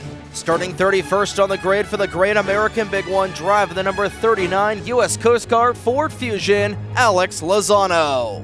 Starting in 30th, driving the number 19 Doom 3 Dodge Charger, Olivia Fernandez. Starting in 29th for the Great American Big One, driving the number 6 K&N Mitsubishi Evo, Will Parrish. In 28th on the grid tonight, driving the number 21 Motorcraft Quick Lane Ford Mustang, Lacey Fogelman. In the 27th starting position, driving the number 77 Bass Pro Shops 5-Hour Energy Toyota Camry, Josh Harmon. Starting from the 26th position, driving the number 97 Best Buy Chevrolet Monte Carlo SS, Ryan Cooper. Starting 25th for the Great American Big One, driving the number 67 Team ASE Dodge Charger, Michael DeSanta. In 24th on the grid tonight, driving the number 30 Target Chevrolet Camaro, Mateus Bento. In 23rd on the grid this evening, driving the number 89 Kraft Saturn Astra, the legend himself, Zachary Fitzwater. Driving the number 46 Advanced Auto Parts Ford Mustang from the 22nd position on the grid, Mike Record. Caboosing the front half of the field for the Great American Big One, driving the number 13 Texaco Havoline Dodge Charger, Franklin Clinton. Rounding out the top 20, starting on the outside of row 10, is a 06 Interstate Battery Chevrolet Monte Carlo SS of Samat Oskin. Starting in 19th in the number 66 Belle Delphine's Bathwater Audi TTRS, Felix Kusarainen. Starting in the 18th position for the Great American Big One, driving the number 26 Crown Royal Ford Mustang, Fernando Alvarado. In the 17th position on the grid tonight, driving the number 49 Arco Toyota Camry, Kyle Wood. In 16th on the grid this evening, driving the number 80 Ream Menards Ford Mustang, Johnny Silverway. Starting 15th, driving the number 08 Orbit Nissan Sentra, Harunken, Henry Eisenbrow. Starting from the 14th position, driving the number 57 Trailblazer Chevrolet SS, Harunken Kululu. Starting in the lucky 13th position for the Great American Big One, driving the number 11 Marlboro Volvo T8, the secret weapon himself, Pablo Sanchez. Starting in the 12th position, driving the number 51 Bosch BMW M7, Tyler Ware. Starting 11th on the grid, driving the number 62 Exide Batteries Chevrolet SS, Joe Lanza. Cracking open the top 10, starting on the outside of row number 5, driving the number 83 Red Bull Toyota Camry, Tim Randolph. Starting in the 9th position, driving the number 20 Budweiser Chevrolet Monte Carlo SS, Dick Roy. Starting in the 8th position on the outside of row number 4, driving the number 59 Amoco Ultimate Dodge Charger, the Colonel Caleb Rose. On the inside of row number 4, starting from the 7th position for the Great American Big One, driving the number 88 Bass Pro Shops Dodge Charger, Tim Simmons. Starting from the 6th position, driving the number 07 Branch Chevrolet Camaro, Joey Hill. And rounding out the top 5, driving the number 93 BurgerFi Chevrolet Camaro, Jake Taylors. Starting on the outside of row number 2, driving the number 58 Otterbox Toyota Camry, your Southwest qualifying winner from the Grand Junction Complex, Alyssa Bright. Starting in the 3rd position, driving the number 60 Advocare Ford Mustang, your Southeast qualifying winner from the Daytona International Speedway, Horace Swanson.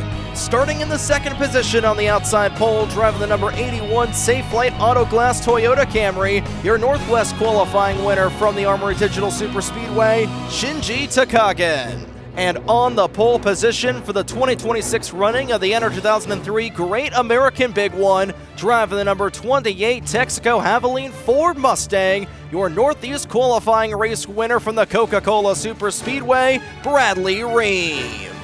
And that concludes our starting lineup for the main event tonight, and for the first time in 6 years' time, and for the final time tonight here at Talladega, it is time to light the engines for 250 miles around the Talladega Superspeedway as we send things back down trackside for the most famous words in motorsports to fire 'em up for the Great American, to fire 'em up for the NR2000, to fire 'em up for the 2026 NR2003 Great American Big One main event here at Talladega.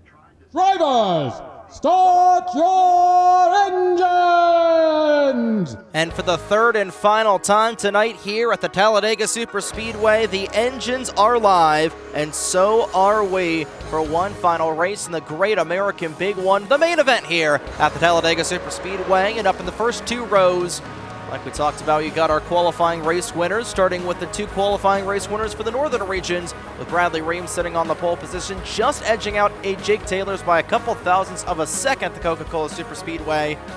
They'll make up row number one with Shinji Takagen on the outside pole in the 81, your Northwest qualifier at Armory Digital on Thursday night.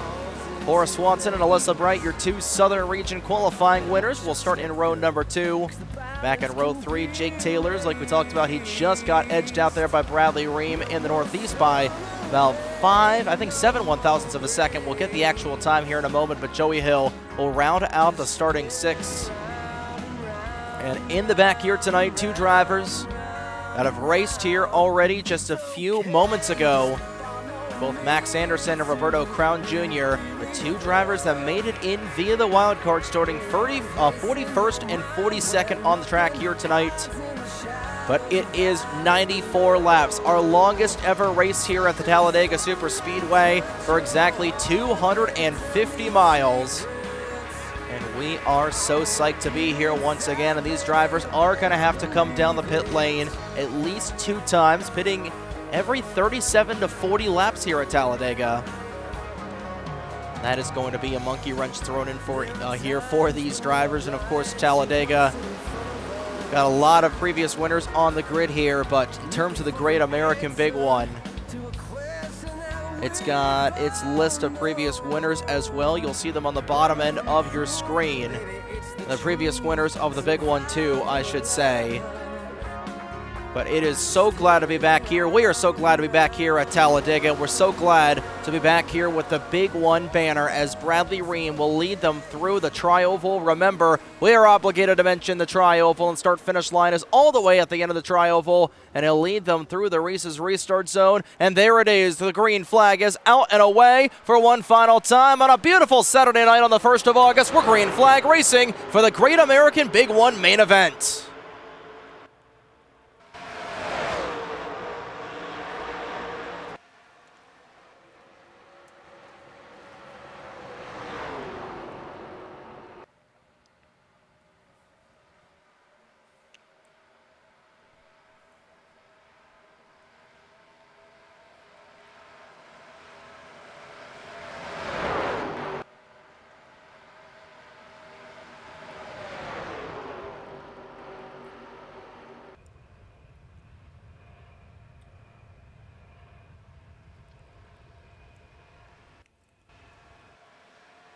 And a very traditional start to what we've seen here in the past at Talladega, that inside lane really making some hay.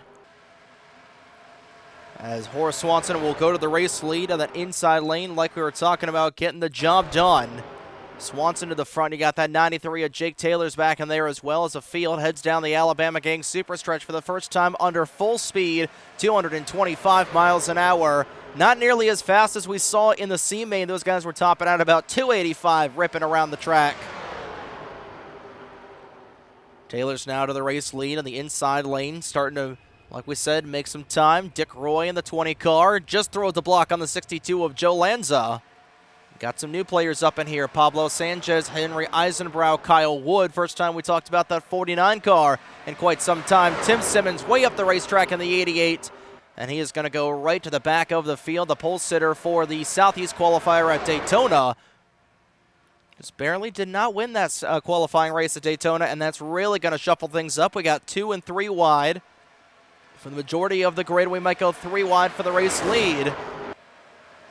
Felix Kusarainen in there in that Belle Delphine Audi 66 car with Franklin Clinton right behind them, and now trying to make that third lane work is Tim Simmons being pushed by the 57 of Harunkan Kululin.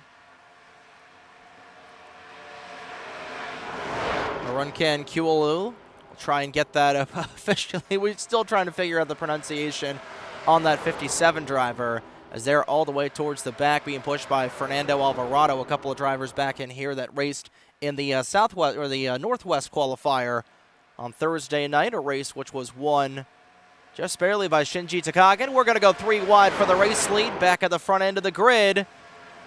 These guys getting dicey more towards the front as Michael DeSantis, Zachary Fitzwater, and Franklin Clinton, 2 GTA characters from San Andreas and the greatest NR2003 offline driver of all time, making their way to the front. And that Saturn Astra of Fitzwater will have to be at the start-finish line. And no surprise to see Fitzy logging a lap here at Talladega. Doesn't have a super speedway win to his credit in the Mission Barbecue Cup Series, but he has been close a handful of times. Josh Harmon, Will Parrish there in the back here as well. Parrish, of course, we know what he can do on the super speedways. We've got more jostling for position back in here. Alex Lozano, previous winner at Talladega in the MBCS, on the outside on the outside lane right now is Kusarainen and Ream, both falling really back. Aiden Gonzalez and Russell Blaze making their way towards the front. A couple of drivers from the southeast. But as those northeast drivers of Michael DeSanta and the 6 of Will Parrish at the front, Gonzalez will go up to second here as we're already got 5 laps in the books, and Michael DeSanta's got a lap led.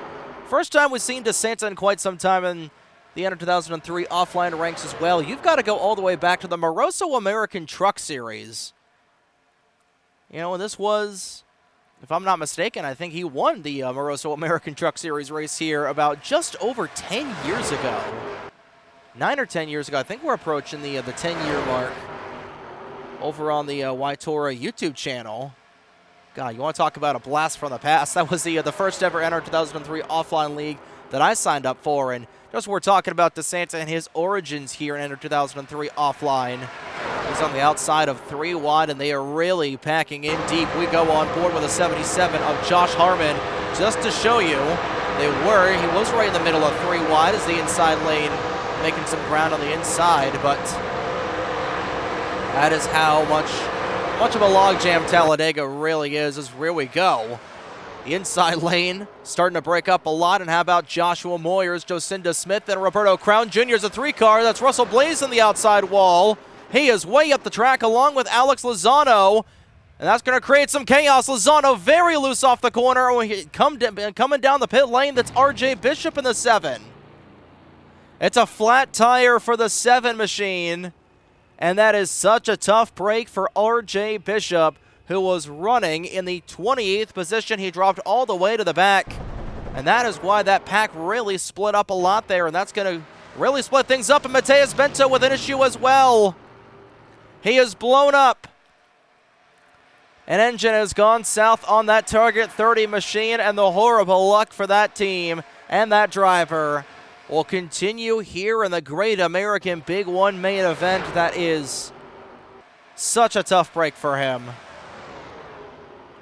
And RJ Bishop has retired from the race as well.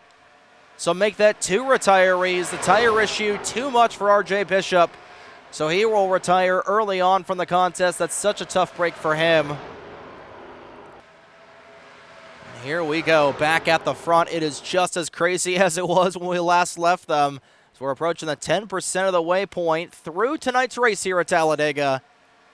And lo and behold, Matthew Moncada to the race lead. Lacey Fogelman, we saw her in the last position, is up the racetrack. Goes the 88. That's Simmons of the 88. That Bass Pro Shops Camaro way out of the groove. He's going to lose a lot of time, and that's something we haven't seen here a whole lot at Talladega before, is drivers riding the Lightning like they did at Coca-Cola and Daytona. And that's going to really cost Simmons a lot of time. Franklin Clinton, Felix Kusarainen and company also getting held up during that mess. Will Parrish has dropped back as well. Trying to get there is that 83 machine up towards the front too. That's Tim Randolph. Trying to get his goat there in the 83. DeSanta to his inside. We'll talk about some other drivers that have yet to mention, such as the race leader right now, Lacey Fogelman. Actually, we talked about her getting a big push from Mauricio Garcia. Going from the spin and qualifying in. After a wild race Tuesday night at Grand Junction, where we saw 6 caution flags, including the one on the final lap.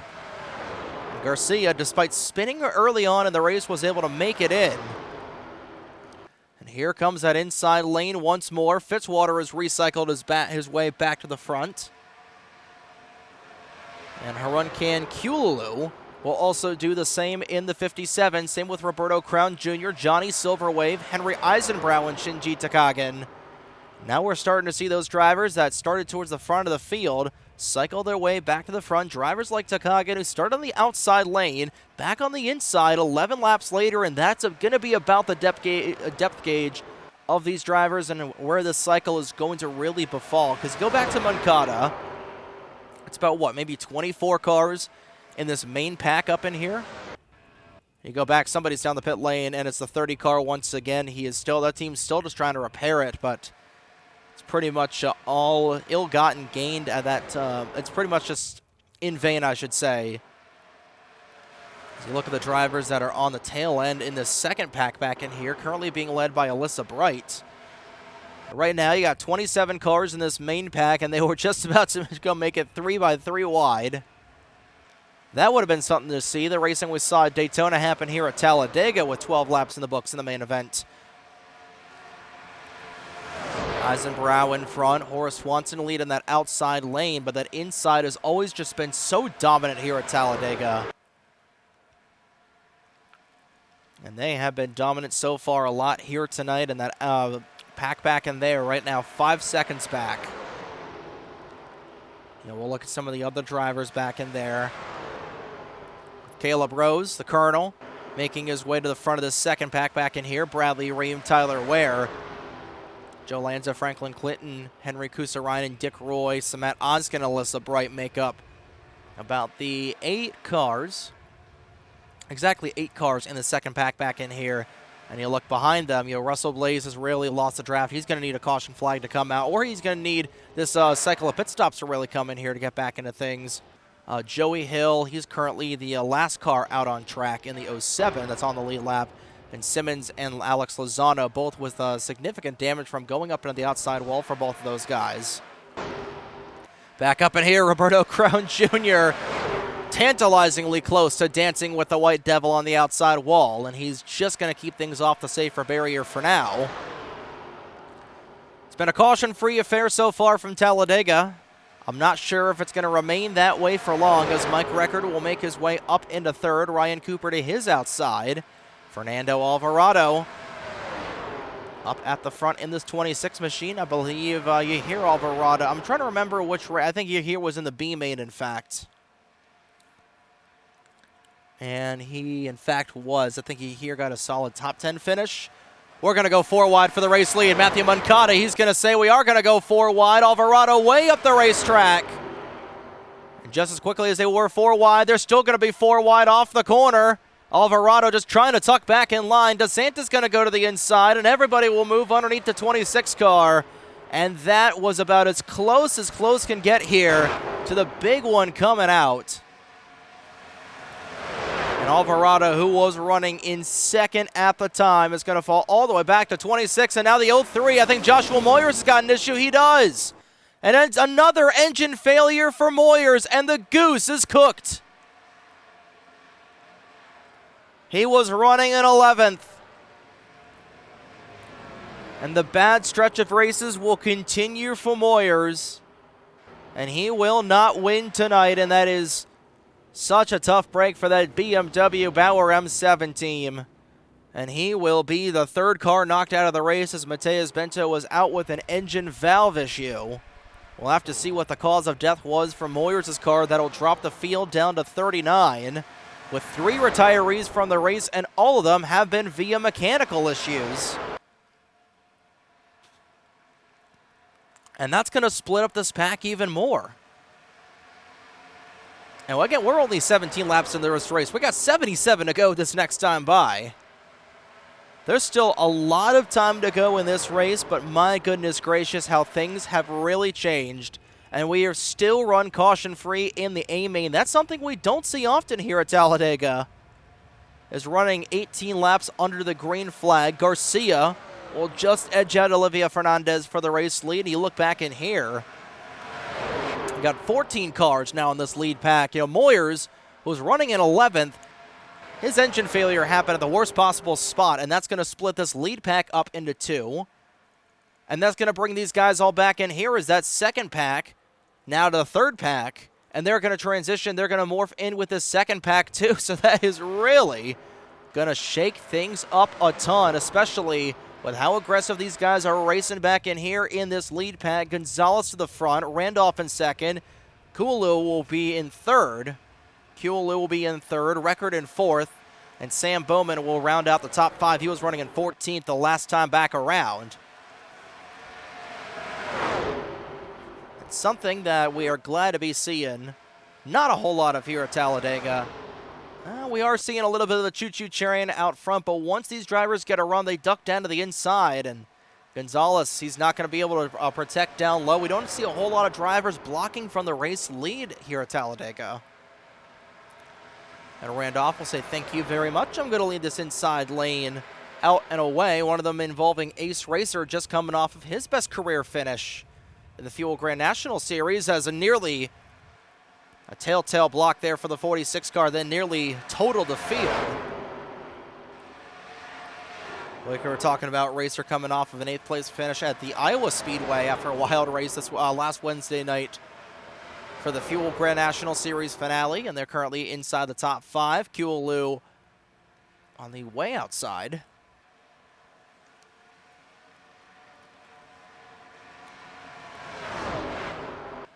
Six cars side by side for the race lead in the first 3 rows. You got the starting 6, right now the top 6, all side by side like they're on for a restart.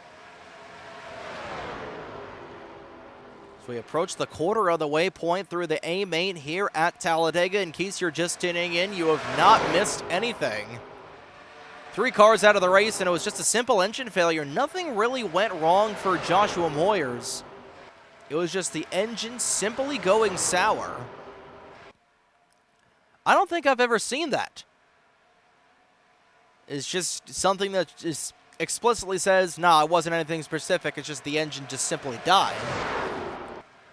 Garcia, Moncada, Harmon on the outside of their teammate there in the 78, and we'll go back in here because I think we might be catching some lap traffic pretty soon, because all the way in turn 1 is Joey Hill. Compared to the field, which is in the tri-oval, being led by Garcia, and especially if these 2 packs regain each other, that's going to make lap traffic a factor here. I don't know if, you know, the way these guys have been running, we've only seen 4 wide once. Considering that here at Talladega, we see 4 wide within the first handful of laps, traditionally with the Mission Barbecue Cup Series. Again, that race is only 47 laps. It's a 94-lap race here tonight. No wonder these drivers are going to be a little bit more methodical with their moves, just trying to be a little bit wiser because they've got a lot more time than they're used to. Again, first race tonight, only 25 laps. Again, you know, those cars were rocking around at 285 miles an hour, and it was a complete gong show. But here, as that second pack is really starting to move back into the outside wall, Mauricio Garcia just tapped it, just smooched it, just kissed it like you're kissing your sister, but he's going to fall all the way back to 13th. And Horace Swanson nowhere to go, and it's moves like that that's really going to reel the second pack in. You look at the intervals, Eisenbrow, who's right now at the forefront of pack number 2, only 2 1/4 seconds behind the lead pack back in here as Fogelman goes up the racetrack. I really feel like we're going to be seeing this pack reform into one big pack, and probably right before things will get underway here for pit stops, which are just on the horizon, about 15 laps or so.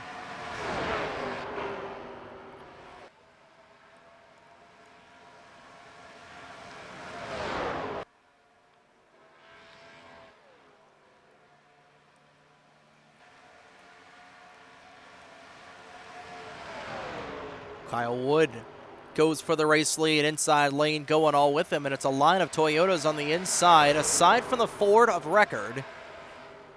Got that 49 Arco machine, pole sitter at the Coca-Cola Super Speedway for the Northeast qualifier. Now Harmon will go in the middle lane and go on board with Ace Racer just to show you what 3 wide racing truly looks like here at Talladega. You're on board with a Kleenex number 73 car. Trying to transition down to the inside, and he'll have enough room right behind Harunkan Kiwalu.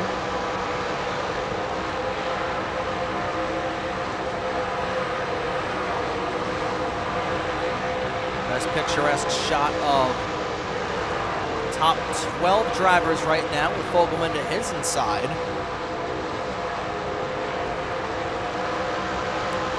It'll be 69 to go this time by here at the Talladega Super Speedway, and at the line, side by side, Matthew Moncada will get his second lap lead of the night. Actually, it's going to be his first lap lead. I thought he was in the race lead for a moment in time, but back to the front is Gonzalez in that 04 car, and oh, some widgeting and fidgeting around. That was the 93 car getting really squirrely off turn 2. As lo and behold, like we said, the second pack has caught up to the first pack. Pablo Sanchez would go on board with the Marlboro 11.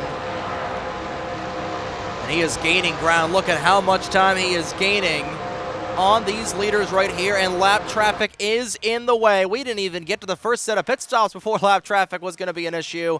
And Joey Hill, right now, the lone minnow and a tank full of sharks. Harunkan Kiwalu will go for the race lead. Big push from the 77 of Harmon, Fogelman, Bowman, and Ryan Cooper. The other cars on the inside lane. Big run coming from the 21.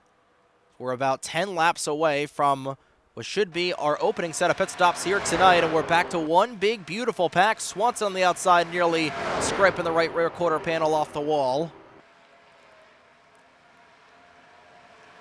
Pack is reformed, and they are up to speed once again, just about humming at full song. 225 maxing out for Tyler Ware through the tri-oval. And Joey Hill caught in the middle. And on lap number 28, the field is back to full strength. 34 cars, all in the same pack as one another, and that cycling we saw is going to be as prevalent as possible. And again, Hill, he just lost the draft. He got on the outside wall. He is not nearly as slow as these guys. He's running 213, 10 mile an hour slower based on just not being in the draft.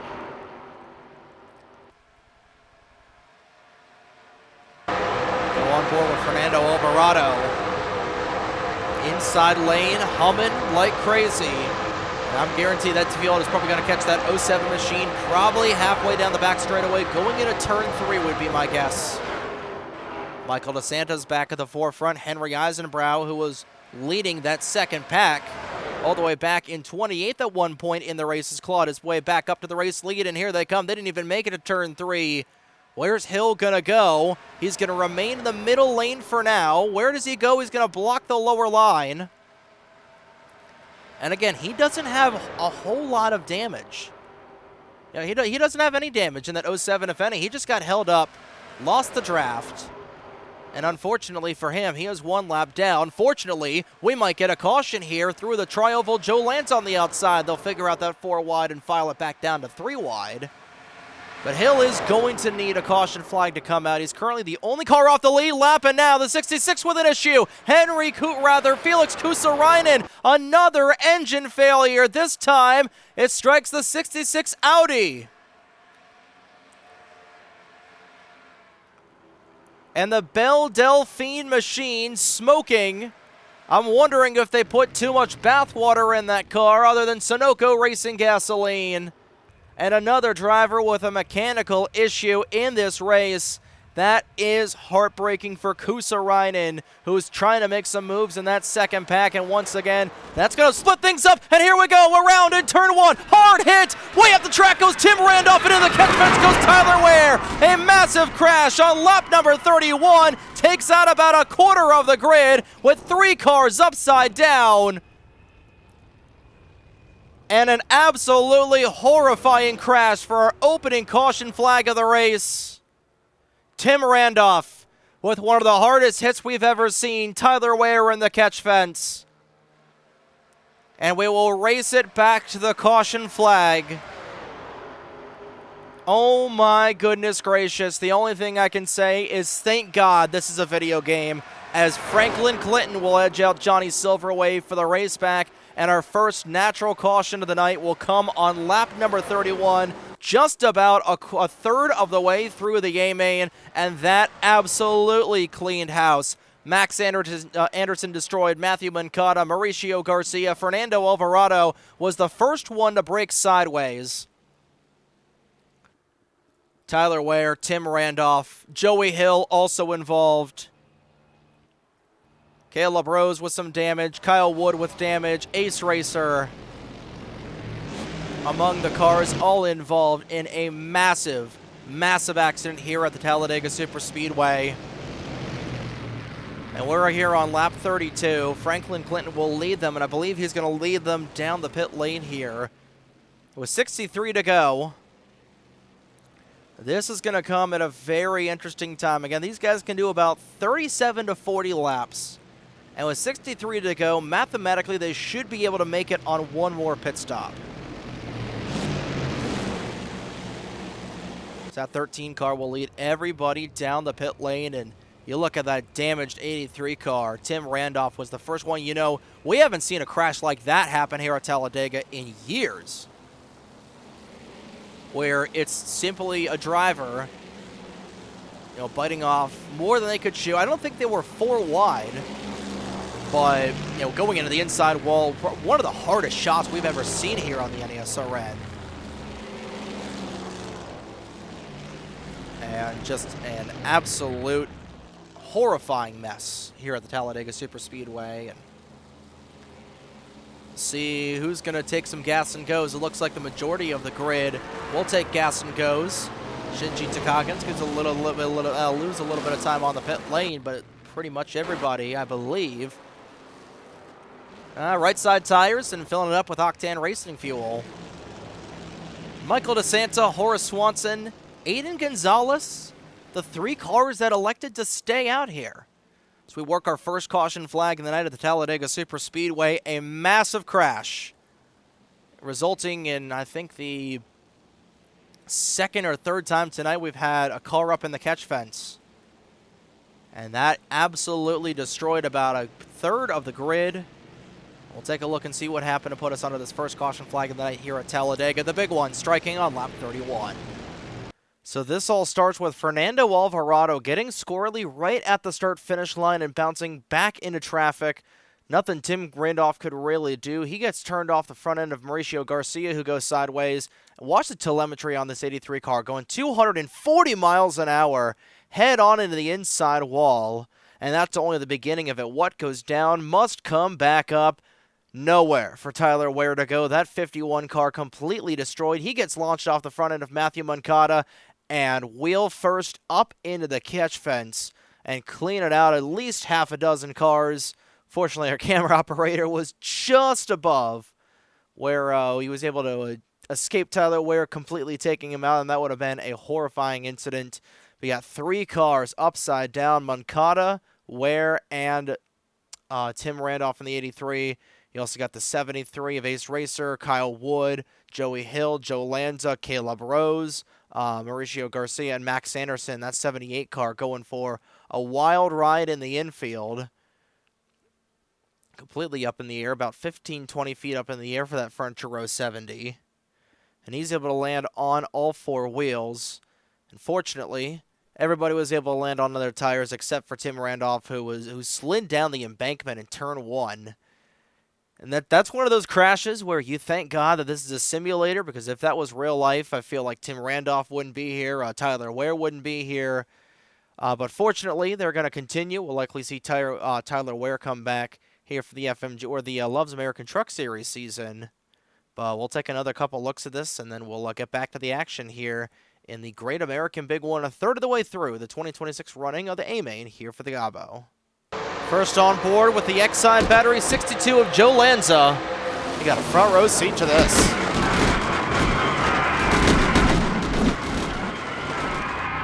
Pretty much as close as you can get. Lanza, fortunately, it doesn't look like there's too much damage on the 62 car. He's going to be able to putter his way back around the track. But his competitive night looks to be over in that Exide Batteries Ford. Josh Harmon was so close to getting caught up in it. Watch this. Just a little bit of contact with that Bass Pro 77. If that's not the same thing as Austin Dillon making his way through the fire and flames in Daytona back in 2022, I don't know what is. He's going to have a shot to win this race. A look from the back end of Olivia Fernandez in the 19. So close to getting caught up in that. The Doom Eternal car looking pretty strong. That Charger's going to remain out and away here at Talladega. Our first of the three cars that went upside down, Matthew Moncada in the 78.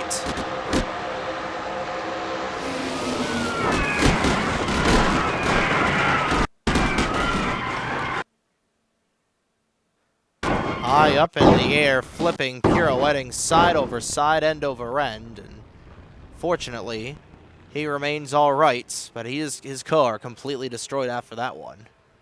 From the viewpoint of Tyler Ware in the Bosch 51.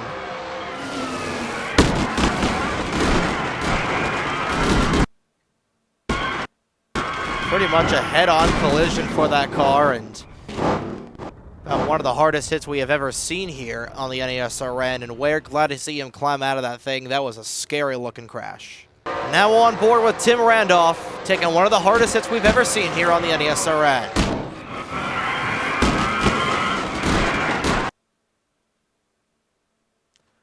And that is just about the point where we lose the camera on that 83 car. We'll switch over to the TV2 cam. Completely destroyed, completely distraught, and fortunately, he is all right.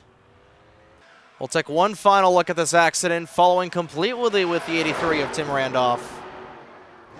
Head on into that inside wall, back up the track, and that's just a combination of what the many dangerous instances we've got here at Talladega. There's that inside wall that juts out, and then going back up the track and cleaning house, and at least probably 5 or 6 cars are going to get knocked out from this incident here at Talladega. But back at the front of the grid, Johnny Silverwave, actually known as Franklin Clinton, I believe, led them back to the start-finish line here at the Talladega Superspeedway.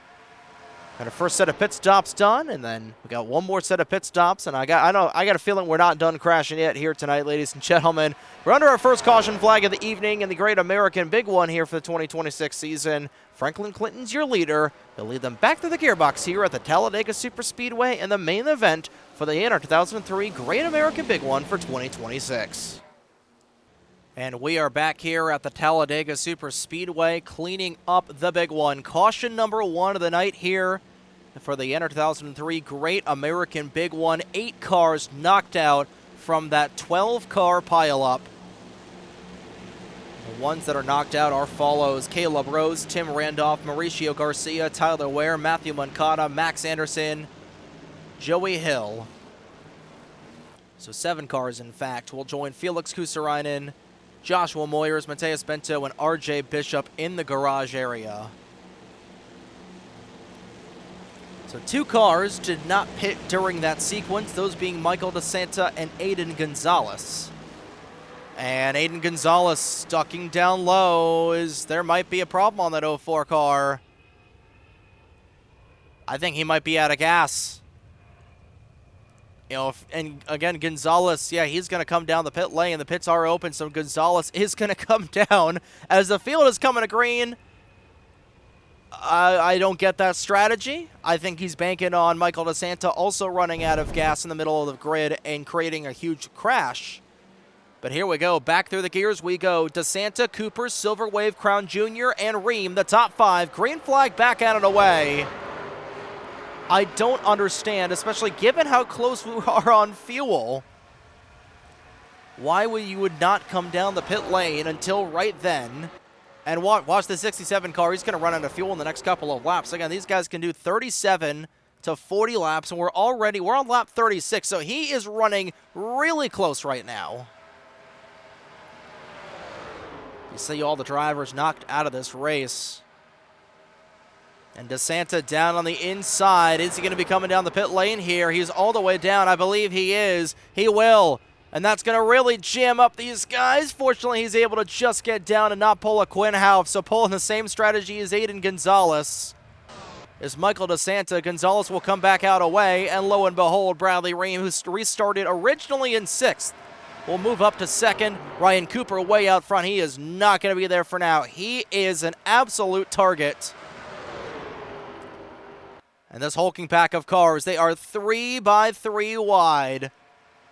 We could have our second accident of the night right here and right now, and that would really change things if they do crash here relatively soon. Way up the track going Parrish, Crown Jr., and Jocinda Smith. Let's look back in here. Good recovery for Fernando Alvarado, even though he was the first one to really break sideways in that crash. He escaped with pretty much no damage, a very clean Crown Royal car, as DeSanta will go 1 lap down. I don't get the strategy. We're not racing for points here. I'm wondering if he's trying to extend himself a little bit longer, but again, you're not going to have any draft. You might have the tail end of a couple of cars that have got some significant damage.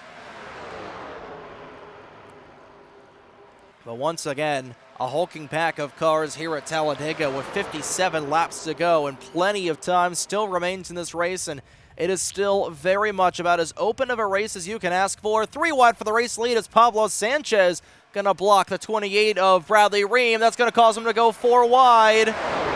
Ream, he's just going to pull it into the outside wall. He knows what happens when you go 4 wide here at Talladega. He wants no part of it. Way up the track was Taylor's. There's not a whole lot of room there going down the back straightaway, and Taylor's in the wall. He just caught the right rear quarter panel, that 93, and that's going to drop him down a ton. Still 3 by 3 wide back in here. And Taylor's finally down on the inside. Bradley Ream's going to lose all sorts of momentum in the 28. And these guys now on those relatively fresh rubber for a lot of these drivers. Most of the field took 2 tires, right sides only. I think only maybe 1 or 2 took 4. A tire wear is not going to mean a whole lot here at Talladega, especially with the speeds these guys are running. They might take 4 if we get another caution flag. If we get another caution flag soon, I don't think they're going to come down the pit lane yet. We still got 55 to go. There's still way outside of the window to make it on one more stop if it came out now. Zachary Fitzwater way up high. I know a driver that would love the caution flag to come out here and now. It's currently the only driver sitting 1 lap down, that Team ESC Dodge Charger of Michael DeSanta.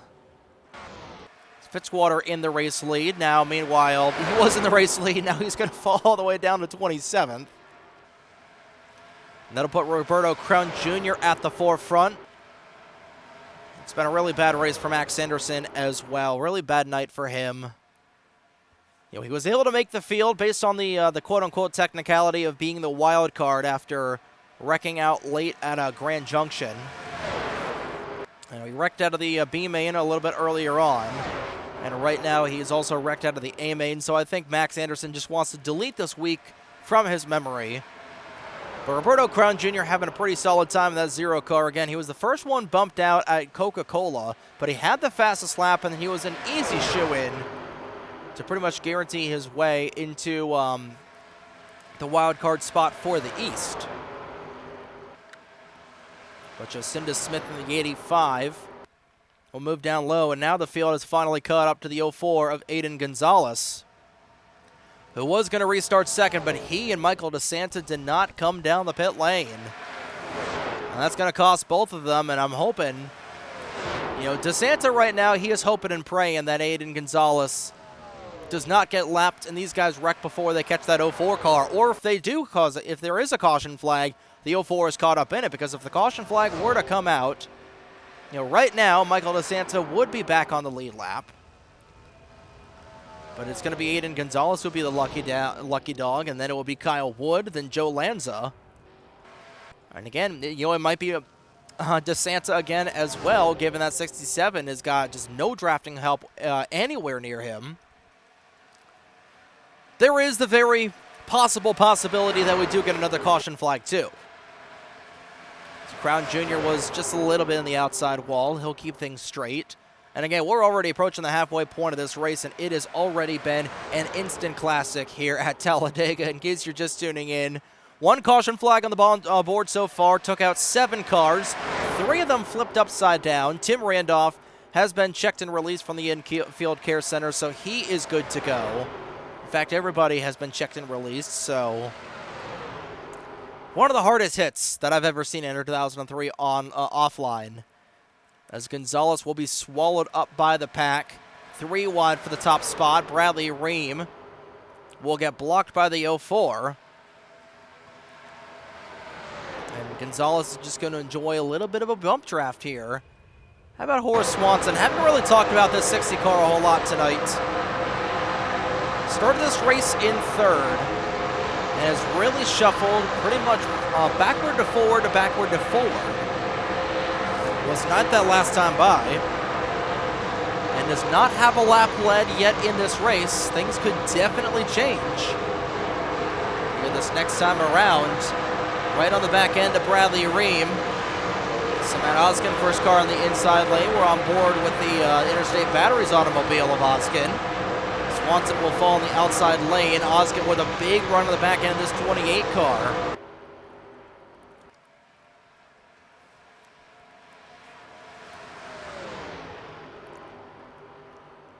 Three wide for 3 rows deep, more towards just outside the top 15. Gonzalez will hit the outside wall a tad. They'll keep things straight. And they're going to go up into the outside wall, way up into the marbles, and way right of the lightning the entirety of turns 1 and 2. The 04 of Aiden Gonzalez, so a bad race will get worse. The good news for Gonzalez is they would be the lucky dog. Things are to change here.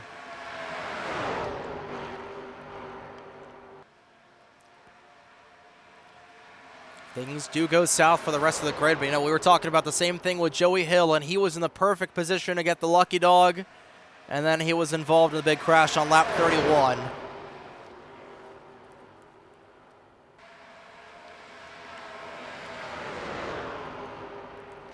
We're here on lap number 47. This next time by, the cross flags will be displayed from the flag stand, and it will be halfway home through the 2026 running of the NR 2003 Great American Big One, and these guys jockeying a whole lot for position back in here.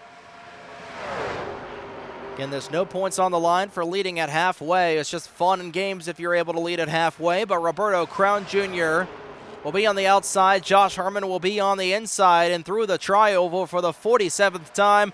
47 laps in the books, 47 to go here at Talladega. We are halfway home through the main event of the Great American Big One here at the Talladega Superspeedway, and Kyle Wood is about to be enveloped by lap down traffic. They're going to run right up on the Arco Toyota Camry.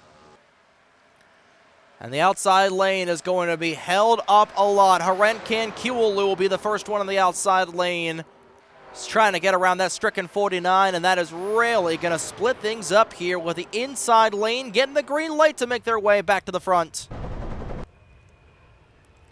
It's going to bottle them up heading through the tri-oval as we get a look from the helicopter cam. You can see no rear end tail on that Arco Camry. Olivia Fernandez, a little bit touch and go, 4 wide there for a split second. Actually, they're going to remain 4 wide. Are we going to get 5 wide back in here? We're not going to, as Crown Jr. will bump the wall. We're not done yet for lap traffic, though. Joe Lanza now in the way. The stricken 62, another one of the 12 cars caught up in our first caution flag of the night. So far, only yellow flag of the evening in the A main, as Dick Roy will get a little bit caught up in that 20 car. Everybody will maneuver around the 62. They're going to go 4 wide. They'll figure it out just barely before they bottleneck back into the tri-oval. And again, we do have one more set of pit stops here in the A main event. But right now, that 77 car of Josh Harmon looking really good. Alyssa Bright right behind him. And look back in here. Next lap down car on the chopping block, Michael DeSanta, who restarted from the race lead, came down the pit lane. And I really don't know if that gamble is going to work out for him, as everybody is still getting around lap traffic, and that's going to split up this pack as Lanza will scoop out the other end of this pack.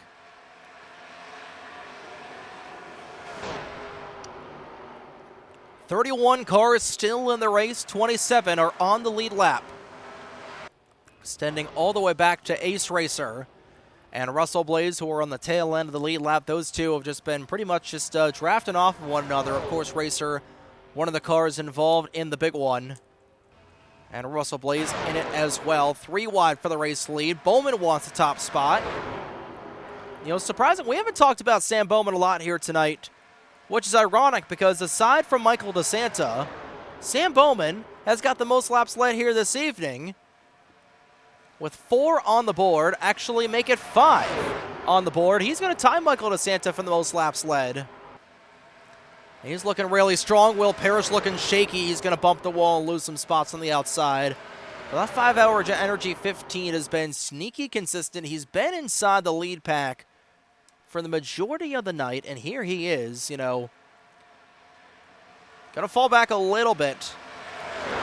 But it's all at this point in the race, you know, it's just waiting until we get to that final round of pit stops. And these guys came down on lap 33. So they can do about 40 laps. You know, we're on lap 52 right now. We're about somewhere in the ballpark of 15 to 20 away from our next round of pit stops, which who knows, they could be caution, they could be green flag. The way these guys are running right now, they could be under the caution flag. Clinton in the outside wall, and these guys just getting really racy up in here as Clinton way up on the outside. He's going to lose a ton of spots. Debris is on the racetrack, and Alex Lozano just drop-kicked it.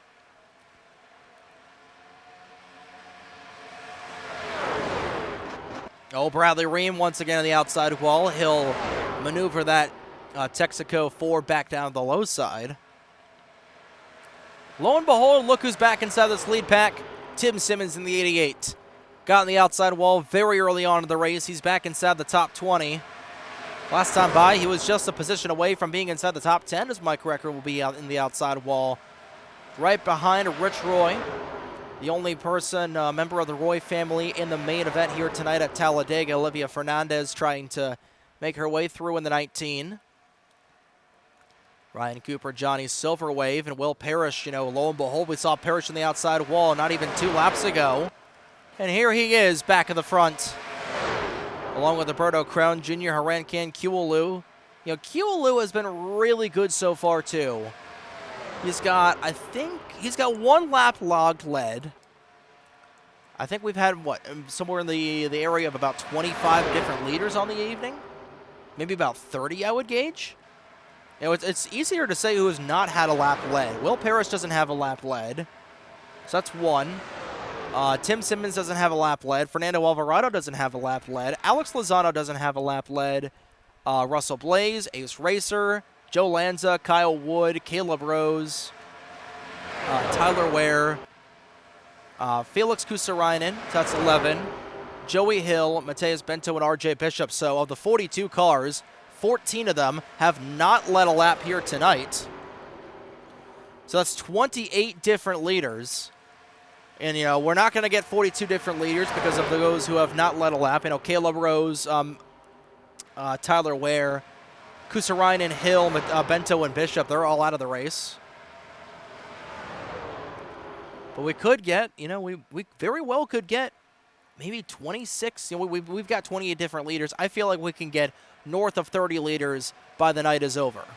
Pablo Sanchez just led his second lap of the race with 39 to go. Parrish That 6 car, once it gets to the outside wall, it is just plowing tight. You could tell that he is just very unstable on the outside, and that car was just not turning. It is going straight into the outside wall. It is not June here in Talladega.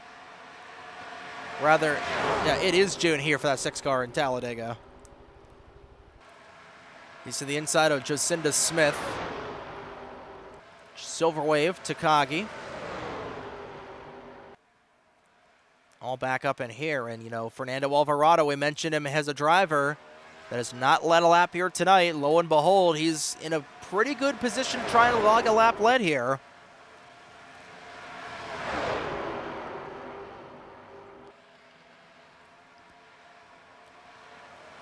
Alvarado is going to be split 3 wide. That'll bring Olivia Fernandez back towards the front as Bowman. He let his 6th lap of the night that last time by. He's got the most laps led. As Bowman, he's just going to fall back. You know, he's just taking advantage. I feel like that 15 car is really trying to take advantage of the cycling here. He's trying to get a gauge of how rapidly we're going to cycle. But again, there's nothing you can really do as we're going to go 4 wide. We'll keep it back down to 3 wide. There's not a whole lot you can do until once we get out of this final cycle of pit stops coming up in here in about, you know, we said about lap 70. So probably in the next 12 or so laps. I don't know if we're going to go green flag, though. The field is finally, once again, caught back up to Michael DeSanta, and they're going to catch up to Kyle Wood, too. Wood just horrendously slow in that 49 car. Record will go to the front. Bright, Takagi, and the 80 car. Takagi, and I should say, Ryan Cooper has had a blown-on engine. The 4th engine failure tonight here at Talladega. And the Best Buy Monte Carlo of Ryan Cooper, the most recent driver to suffer another engine failure. And Michael DeSanto, once again, a lap down. He's going to hold up the outside lane with Silver Wave, getting the gold line to the inside. 35 laps to go here in the NR2003 Great American Big One for the 2026 season. Will Parrish, Roberto Crown Jr. You know, what would it mean for Roberto Crown Jr.? What a season it has been here for this driver with this 0 car. He already has a special event victory in his pocket, the 2026 winner of the Indianapolis 250. How much would it mean for him to win another 250-mile race, this time here at Talladega for the Great American Big One?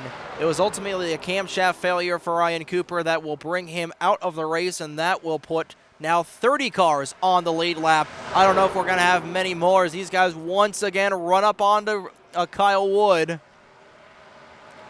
Lap traffic has always been an issue for Talladega, especially here in NR2003 offline. And Cooper holding up a lot of these guys. Smith nearly getting pinched there by Will Parrish down the Alabama Gang super stretch. And now, you know, from that head-on angle, it's so nerve-wracking watching from the head-on angle because you're not able to see the gaps between the noses and the tails of these cars. So you don't know if anybody's going to break sideways. You don't know if anybody's going to bumper grab, if anybody's going to hook each other. But the entire outside lane held up to dry with 33 laps to go here at the Talladega Superspeedway. And lap traffic has been the main story of the night. It hasn't really been a whole lot of a chaos here, as much as we saw in the C main, as much as we saw in the B main as well. You know, for this A main event, it has been your standard Talladega. I feel like your standard Talladega race in real life. You know, I'd say probably your standard Talladega race for maybe ARCA, I would gauge. I wouldn't really say ARCA. Probably old school, like early Gen 6. Not very early. Probably a 2015 Talladega race, I feel like, for the NASCAR Cup Series. Maybe, you know what, we'll make it 2014. A 2014 Talladega race. That's what this is reminding me of. You know, not a whole lot of chaos. You got a wreck very early on, and everybody has really been able to surpass around everybody. And it seems like pretty much everybody has got a shot to win this race. Of course, lap traffic not helping. Lanza, he's going to hold up everybody. It's going to ultimately be the inside lane. that's once again to get held up in the corners.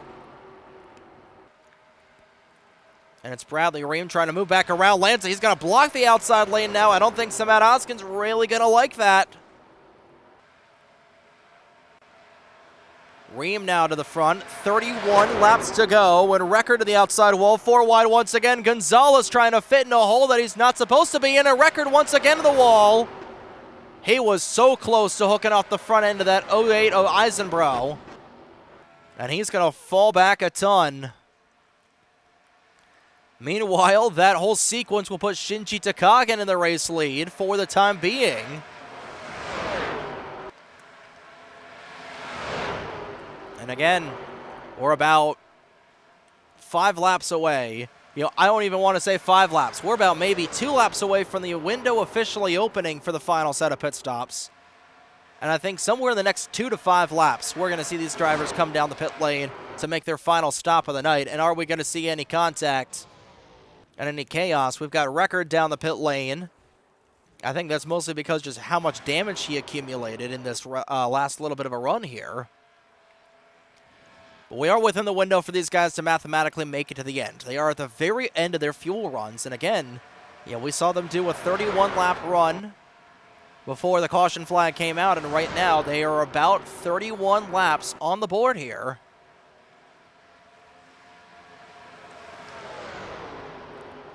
So actually, I think lap 70 is probably when the window will open.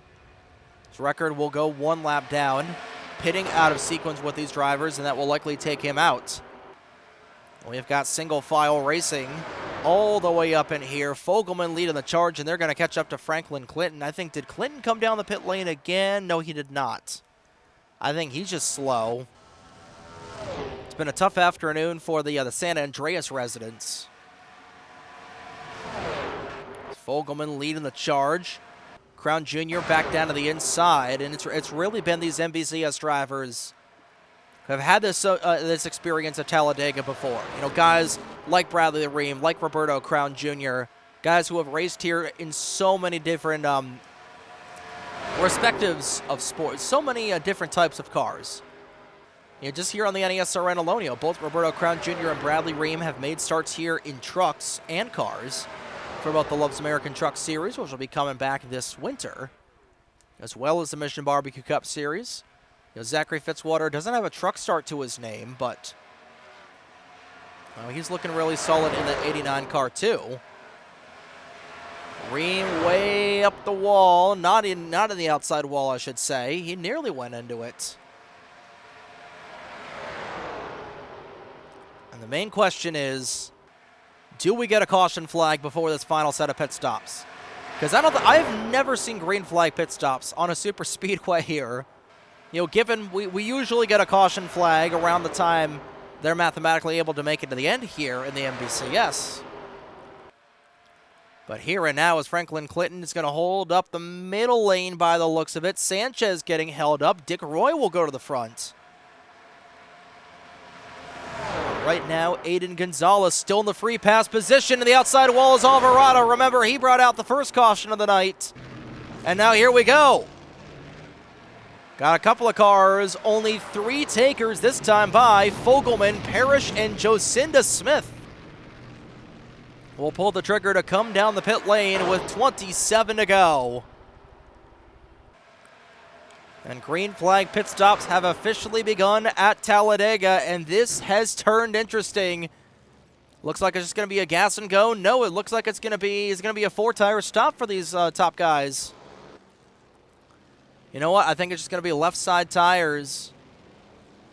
Yeah, left side tires for the leaders. Just filling that gas tank full of octane racing fuel. They are out and away. And here comes the majority of the grid. Everybody on the inside is going to come down. Silver Wave is going to put very late from the race lead. And this will be the final pit stop for all the leaders up in here. A big pack of cars being led down by Johnny Silverwave. There's Sam Bowman in the 15. I know how dominant he has been. As I count, about 10 cars in this lead pack. Coming back down the pit lane, there's Mike Record. He'll get back on the lead lap. Bowman taking left side tires, and he'll be out and away in the 15. Again, he's going to be the one to watch.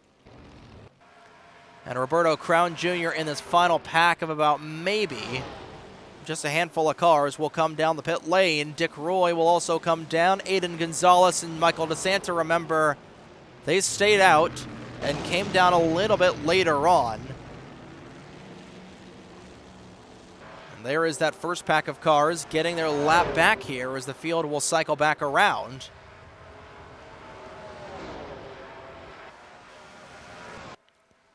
We'll have to see how this will all cycle around here. These drivers back down the pit lane. Roberto Crown Jr. out and away. Same thing with Joe Lanza. Josh Harmon will get out ahead of the 0 car. And we might be split up here unless we get a caution flag. And this has turned now into an old school Talladega race from the mid-2000s, where pretty much everybody is split up for the time being. Finally, the 04 and the 67 will come down the pit lane. 24 laps to go. Josh Harmon being scored as the race leader currently. See what these guys from the overcut came out. There is Josh Harmon. Roberto Crown Jr., Bowman hustling on the outside lane. Oh, Pablo Sanchez just about lost it off turn 2. And Sam Bowman will go out front here with 24 laps to go at Talladega. Big push coming from the 80 car, though. Silver Wave being blocked by Franklin Clinton. Clinton again, he is off the lead lap, and now we're going to start to see this pack reform here as everybody getting back together. There's Gonzalez and DeSanta again. DeSanta was 2 laps down, Gonzalez was 1 lap down, and currently is Franklin Clinton, who's in the free pass position. If the caution flag were to come out, Shinji Takata, rather, oh, another engine failure. It's Harunkan Kyulu. 5th engine failure of the night for a driver. And this time it'll strike the Trailblazer 57 Chevrolet of Kyulu. A very tough break for that young driver, making their debut here this week on the NESRN. And we talked about how strong this 15 car has been. 8 laps now on the night led for Sam Bowman. Another camshaft issue. And that's the second Chevrolet SS that has had a camshaft issue tonight again. Ryan Cooper had the exact same incident happen with him. And that is the 3rd Chevrolet to also have an engine failure as well. Mateus Bento and his Camaro had a valve issue. So if I'm driving a Chevrolet right now, and, you know, there's not a whole lot of them left on the grid. It's mostly Fords, Toyotas, and Dodges on the grid. You know, I think most recent Chevrolet we've got, you know, Russell Blaze is going to go a lap down as we've got double file. Actually, no. Franklin Clinton's trying to get his lap back. Blaze trying to hold on as desperately as he can with 22 to go.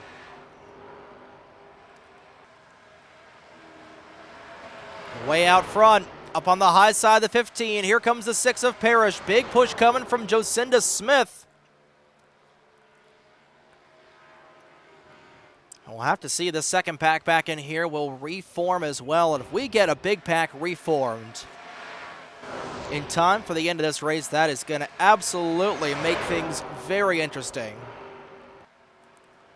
We are hearing from the tower, you know, in case you were wondering, oh, we threw a fun flag in the first race, in the B main. Or we're going to have a fun flag thrown here in the A main. Just heard from race control, we are clean and green until the end unless we get a natural caution.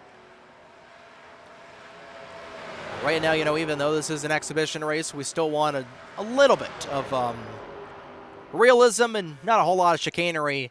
Although this 49 car has created a lot of chicanery here tonight. 3 wide for the top spot. Jake Taylor's going to be split there, and he'll be put a lap down. That'll bring 21 cars down on the lead pack. And with 20 laps to go here at Talladega, things have definitely gotten spicy up at the front. Smith leads. Harmon, who was in second, he's going to fall back to outside the top 10. Silver Wave and Fogelman will go side by side, and lo and behold, Sam Bowman right back at the front. Under 20 laps to go here at Talladega. And I've got a feeling in the back of my mind that we're not done wrecking. It's been a really great race so far here, though, at Talladega. As we approach the midway point of the contest. We're way past the midway point of the contest. We got 19 to go. We're on lap 76 here. Got to start thinking about timing your runs. And that's something we've seen Sam Bowman do a lot here tonight. Trying to time his runs, trying to get a gauge, because like we said, we saw him trying to time it a little bit earlier. Smith in the outside wall. But now that we've got a small pack, it is going to be very hard to cycle your way to the front. So it's all about just trying to strategize when you're going to go to the front. You know, you're at the front of the field, you're burning a lot more fuel. You can mathematically make it to the end, but trying to time your run, trying to make sure you're out front. But I think Sam Bowman is definitely the strongest car out on track right now. He has led 9 laps. He's well on his way to leading his 10th lap of the night. Haven't talked about Pablo Sanchez, the secret weapon at all tonight. You know, what a surprise for him. You know, a lot of characters coming over from the backyard baseball scene. You know, Pablo Sanchez, Mexico zone, coming over from baseball to coming to motorsports here. And here he is running really well. Zachary Fitzwater trying to, he was a driver that has not won an NR2003 Great American Big One, now in the 7th ever running of this race. And Fitzy, he could be in the running. Sanchez will go to the top spot. Roberto Crown Jr., we talked about, he won the Indy 250 earlier on here in 2026. He would love to call himself a 2-time 250-mile race champion here in the year of our Lord 2026. To try and complete what has been an incredible last calendar year so far for this currently 0 team.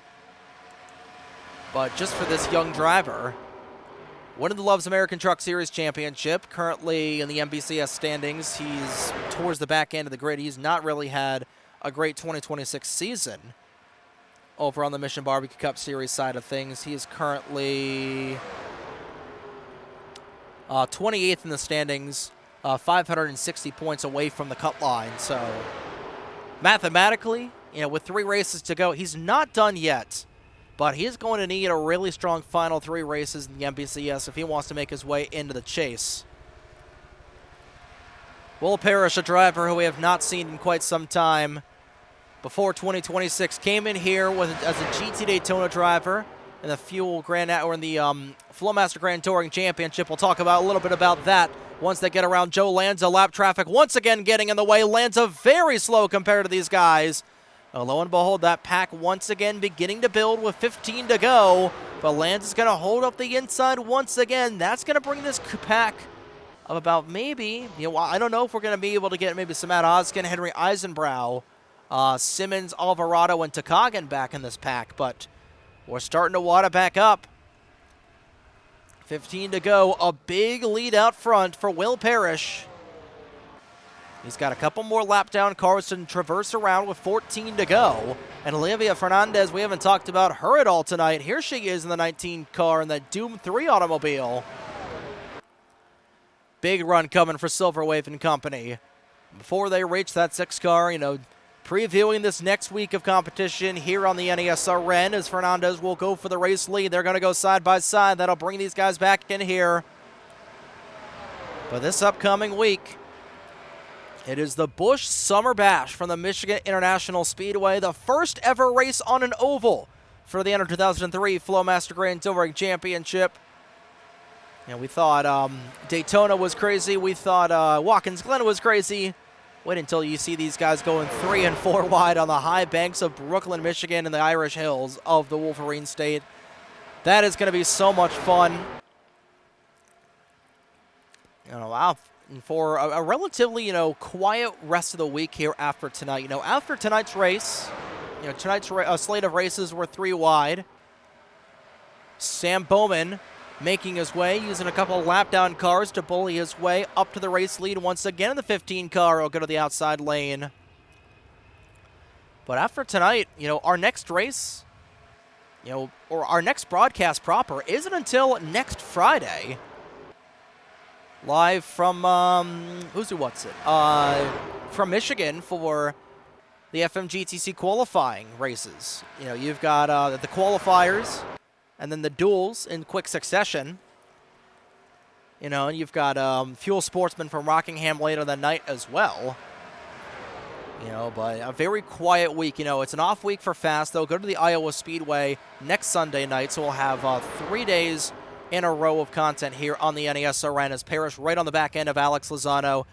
Been a very tough break tonight for that U.S. Coast Guard 39 car. Previous winner at Talladega, like we're talking about. And he will go a lap down in that 39 car along with Taylors and Clinton. We still can't count out the possibility of these guys wrecking once again. But Harmon will go to the forefront, make that Silver Wave go to the forefront. I thought Silver Wave was off the lead lap there for a second. Jacinda Smith is right back in it again. You look at all the Camrys up in here. You got Harmon, you got Bowman, you got... That's all the Camrys, actually. It's a very diverse group of cars up in here. I think the majority of the cars up in here are Fords. And again, you got Johnny Silverwave, you got the Camaro, the 85 of Jacinda Smith. She tried to make it 3 wide. Thought better of it. But you got Lozano, he's in a Ford, he's off the lead lap. Roberto Crown Jr. is in a Ford. Mike Record, he's also in a Ford, but he is 1 lap down, catching up with these guys. But lo and behold, Horace Swanson right now, 2.5 seconds back of Pablo Sanchez, with 10 laps to go. And with these guys racing as hard as they are, watch out for this group that the 60 car is leading to get back up in here with Zachary Fitzwater, Dick Roy, and Horace Swanson. I got a feeling that they're going to say they didn't hear no bell just quite yet. Lozano's going to get his lap back, blocks the 19 on the outside lane. Here comes Lacey Fogelman saying, thank you very much. I'm going to go back to the point there in that 21. And they are 3 by 3 wide, under 10 laps to go here at Talladega. And again, they've got all the way up until lap number 93 to bring out the caution flag, because with 2 laps to go, that is the point of no return. Bradley Ream, pole sitter for this race. Next one on the chopping board to be put a lap down, and Swanson gained 7/10 of a second that last time by, with Fitzwater giving her a really big push. Fitzwater trying to push there as we go on board with that 60 car. And she is within, they are within drafting distance of Alex Lozano, who lost a lot of ground. 8 laps to go. Big run coming. Bad news for them. Inside lane has gone single file. Now they'll break apart with Parrish back at the front, leading a 7th lap of the evening. And ironically, everybody besides Horace Swanson, who has regained this pack, has led a lap that's in this pack right now. Aside from Horace Swanson, you got to go down to Tim Simmons, the only other car inside the top 20 that has not led a lap here at Talladega tonight. 7 to go this next time by. Parrish, Crown Jr., Harmon, Smith, Silver Wave, top 5 as they catch up to the 28 of Bradley Ream. Still 29 cars in the race. It's still anybody's race at this point. Crown Jr. is going to catch up to his fellow Ford of Ream. Ream's going to go ahead. He's going to block the outside lane with a line of Fords on the inside. Big run coming for the 80 car, pushed in the 0 to the race lead.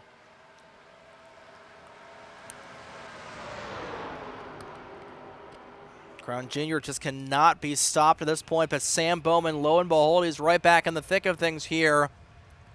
But with how good these guys are cycling right now, you know what? I'm going to go with the secret weapon. I'm going to go with Pablo Sanchez. With how much these guys are cycling, Pablo's going to get to the front, go to the back, and then get to the front in a relatively short order with 6 to go. I'm going to pick that 11 car to end up winning the Great American Big One here in 2026. He can definitely add that to his resume. Got a couple of legends bump drafting up in here as Swanson will go to the inside for second. You can't count out Sam Bowman. You can't count out Roberto Crown Jr. There's nobody in this pack that is not on the lead lap you can't count out. Right now, 12 cars, all in line with one another. Dick Roy is going to, I'm hoping that 20 car is able to make this a 12 car fight for the race win, as Kyle Wood once again in the way of these drivers. With 5 laps to go. Fitzwater having to shut the brakes. And now the 49 will block the outside lane going down the back straightaway here at Talladega. Going to hold up Swanson, Silver Wave, and everybody as Sanchez, the secret weapon, to the race lead. If I'm him, I'm pulling right to the outside lane right here and right now. And that's exactly what he's going to do. Fernandez will take the spot. No, Sanchez is going to go back down to the inside. 4 to go at the stripe. And things are getting wild.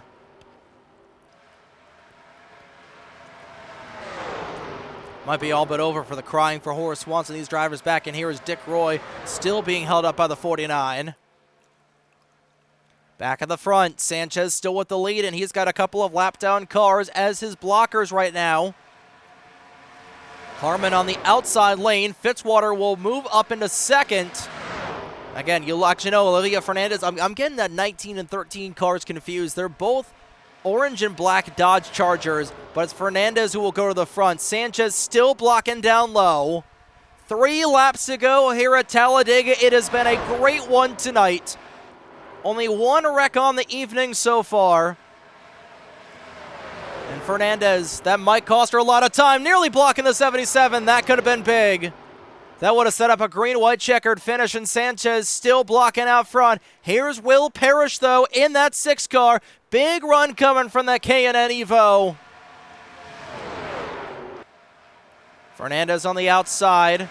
Here comes Silver Wave. Trying to use a couple of cars as a human shield, a mechanical couple of shields back inside. Here comes Parrish for the race lead. Big run coming on the inside. Swanson not done yet, though, in the 60 at the start-finish line. 6 high in the air, 2 laps to go. Parrish is just going to edge out Sanchez, and that's it. We have a caution now. That is it. We're at the point of no return. That would be the end of the race of the yellow flag. We're to come out here and now. Parrish trying to win here. But a lot can happen in the last lap and a half here at Talladega. About 4 miles remain, and the Great American Big One here tonight as Will Parrish leads. Horace Swanson right back out there in that second spot. Off turn 4 for the penultimate time. Swanson will swing the car down low. Same thing with Roberto Crown Jr. Parrish will throw the block. And here we are, the bell sounding loudly. The final lap here in the 2026 Great American Big One. Will Parrish leads them to the white. Can he lead them to the checkers? Swanson, big draft coming from the back end of that 6 car. 6, 60, and 0 cars right now, the top 3 as they thunder down the back straightaway. Swanson to the inside of the 6 car. Down the back straightaway, down the Alabama Gang super stretch for the final time. Will Parrish still right now being edged out front. Horace Swanson, though, on the inside, going for the race lead in the 60. They've got the race lead. What does Dick Roy do in the 20 car? Swanson's going to swing outside. Here comes Dick Roy. Swanson and Roy side by side right through this tri-oval. Right at the start-finish line, at the line. Too close to call. Who got it? Dick Roy, by 1/1000th of a second, edged out Horace Swanson to win the 2026 running of the NR2003 Great American Big One.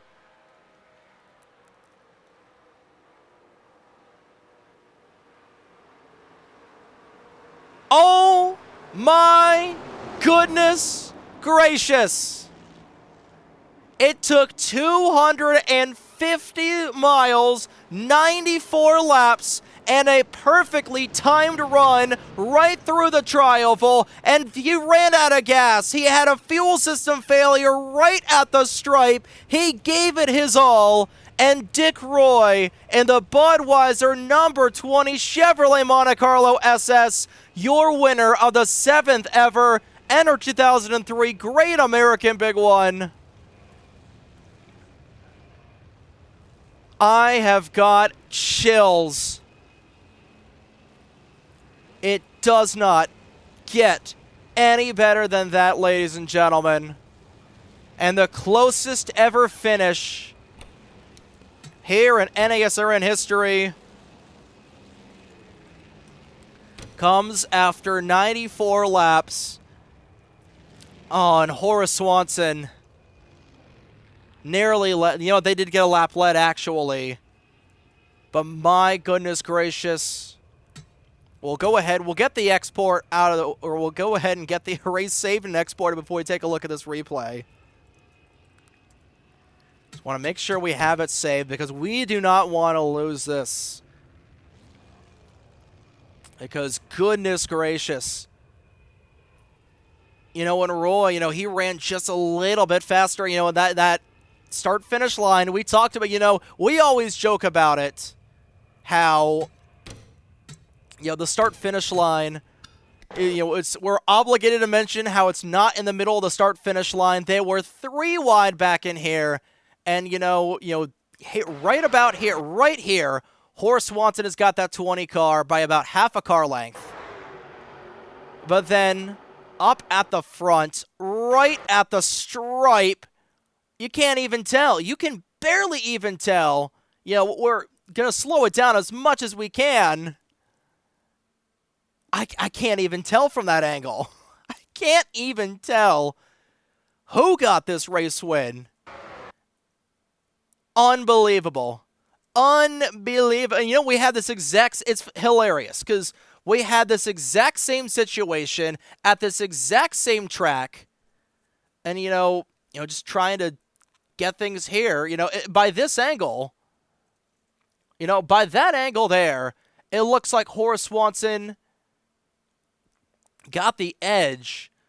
But from that frame, you know, I think at the line, God, I can't even tell. You know, they were side by side. I can't even tell. You know, I think, you know, well, I can't, it is insane. And I'm trying to see, like, where the timing line is. That's the main thing. Where the timing line is. Because I think on this version of Talladega, you know, the game is saying that Dick Roy won the race.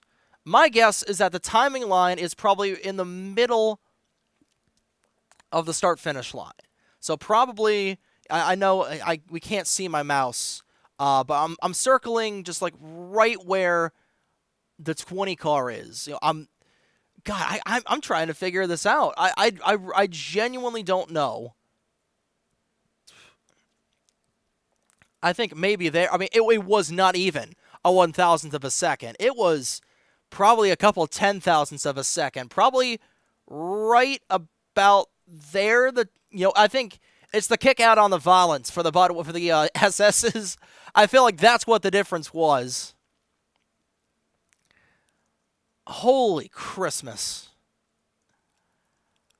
It doesn't get any closer. It does not get any closer. Oh my Lord. We'll get the official margin of victory. Probably from Replay Analyzer would be my guess. But Dick Roy, by 1/1000th of a second, is being scored as your race winner. You know, we're going to go by what the game goes by. You know, this is a special event race.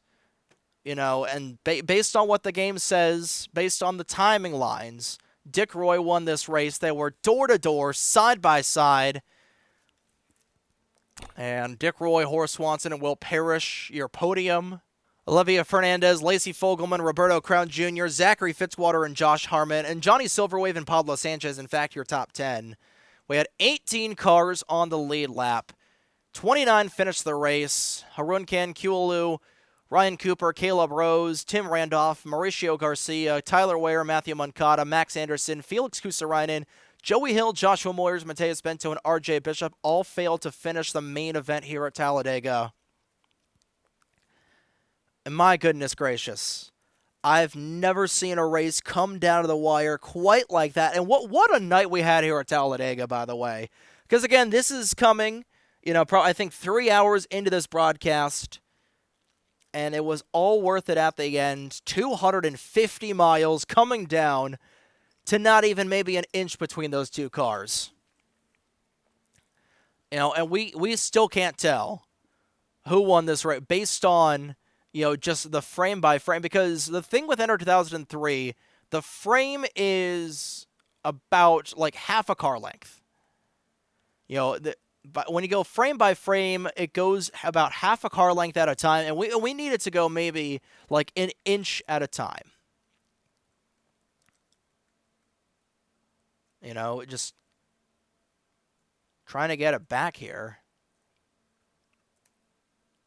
You know, watching it once again, it's just, it's so close.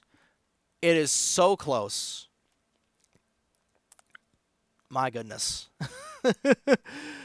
Oh, Talladega, it never disappoints. And what a race we had here tonight. But that will do it for tonight's broadcast of the Great American Big One here at Talladega. We had an incredible race in the C-Main. Congratulations to Jamar Raymond for winning the C-Main. We had a fantastic race in the B-Main as well. I'm trying to remember who even won the B-Main. If things will reload on my side of things. I think it was, God, who was it? I'm trying to think. I don't know. I'm trying to remember who it was. It was it Ryan Rickshaw, I think? You know, I don't know. My thing keeps reloading here. Oh, I'm trying. It's gonna kill me because again, you know, obviously, it was Matt Minnesota. That's who. Actually, wasn't Matt Minnesota. I believe. No, it wasn't Matt Minnesota. I'm trying to remember. I've got a picture of it saved somewhere. But congratulations to whoever won the B main as well. That's really bugging me right now. It was Dan Thompson. I got there eventually. So Dan Thompson won the B main. And then congratulations to Dick Roy, officially being scored as the race winner here tonight at Talladega. Horace Swanson just comes up second, and the closest ever finish we have had here. Wow. But that is going to do it here for tonight's broadcast. Congratulations to Jamar Raymond, Dan Thompson, and Dick Roy for winning all three races for the Great American Big One. And we're off for the next week, up until we go down up into the Irish Hills of Michigan for our 8th race of the season for the NR2003 Flowmaster Grand Touring Championship at the Michigan International Speedway for the Busch Summer Bash here for race number 8 of the FMGTC. The qualifying races will air at 4 o'clock Eastern Time on Friday, and then on Saturday it'll be 125 laps for 250 more miles here on the NASRN. That's going to be a ton of fun. That's going to be what next week's all about. Of course, we got Fuel Sportsman back in the fray. Fast RPCS will kick off next week as well. And that will do it here for tonight's broadcast. On behalf of everybody from the NASRN and from the Talladega Superspeedway and to everybody that signed up for this event, we thank you so much for tuning in here and live from the Talladega Superspeedway. On behalf of everybody that signed up, tuned in, my name is Trey Wright from the NASRN saying so long from Talladega, Alabama. This concludes the 2026 running of the Great American Big One here at the Talladega Superspeedway on the NASRN. Have a good night, folks. Congratulations to the 3 drivers. Let's get the heck out of here. Here are your results.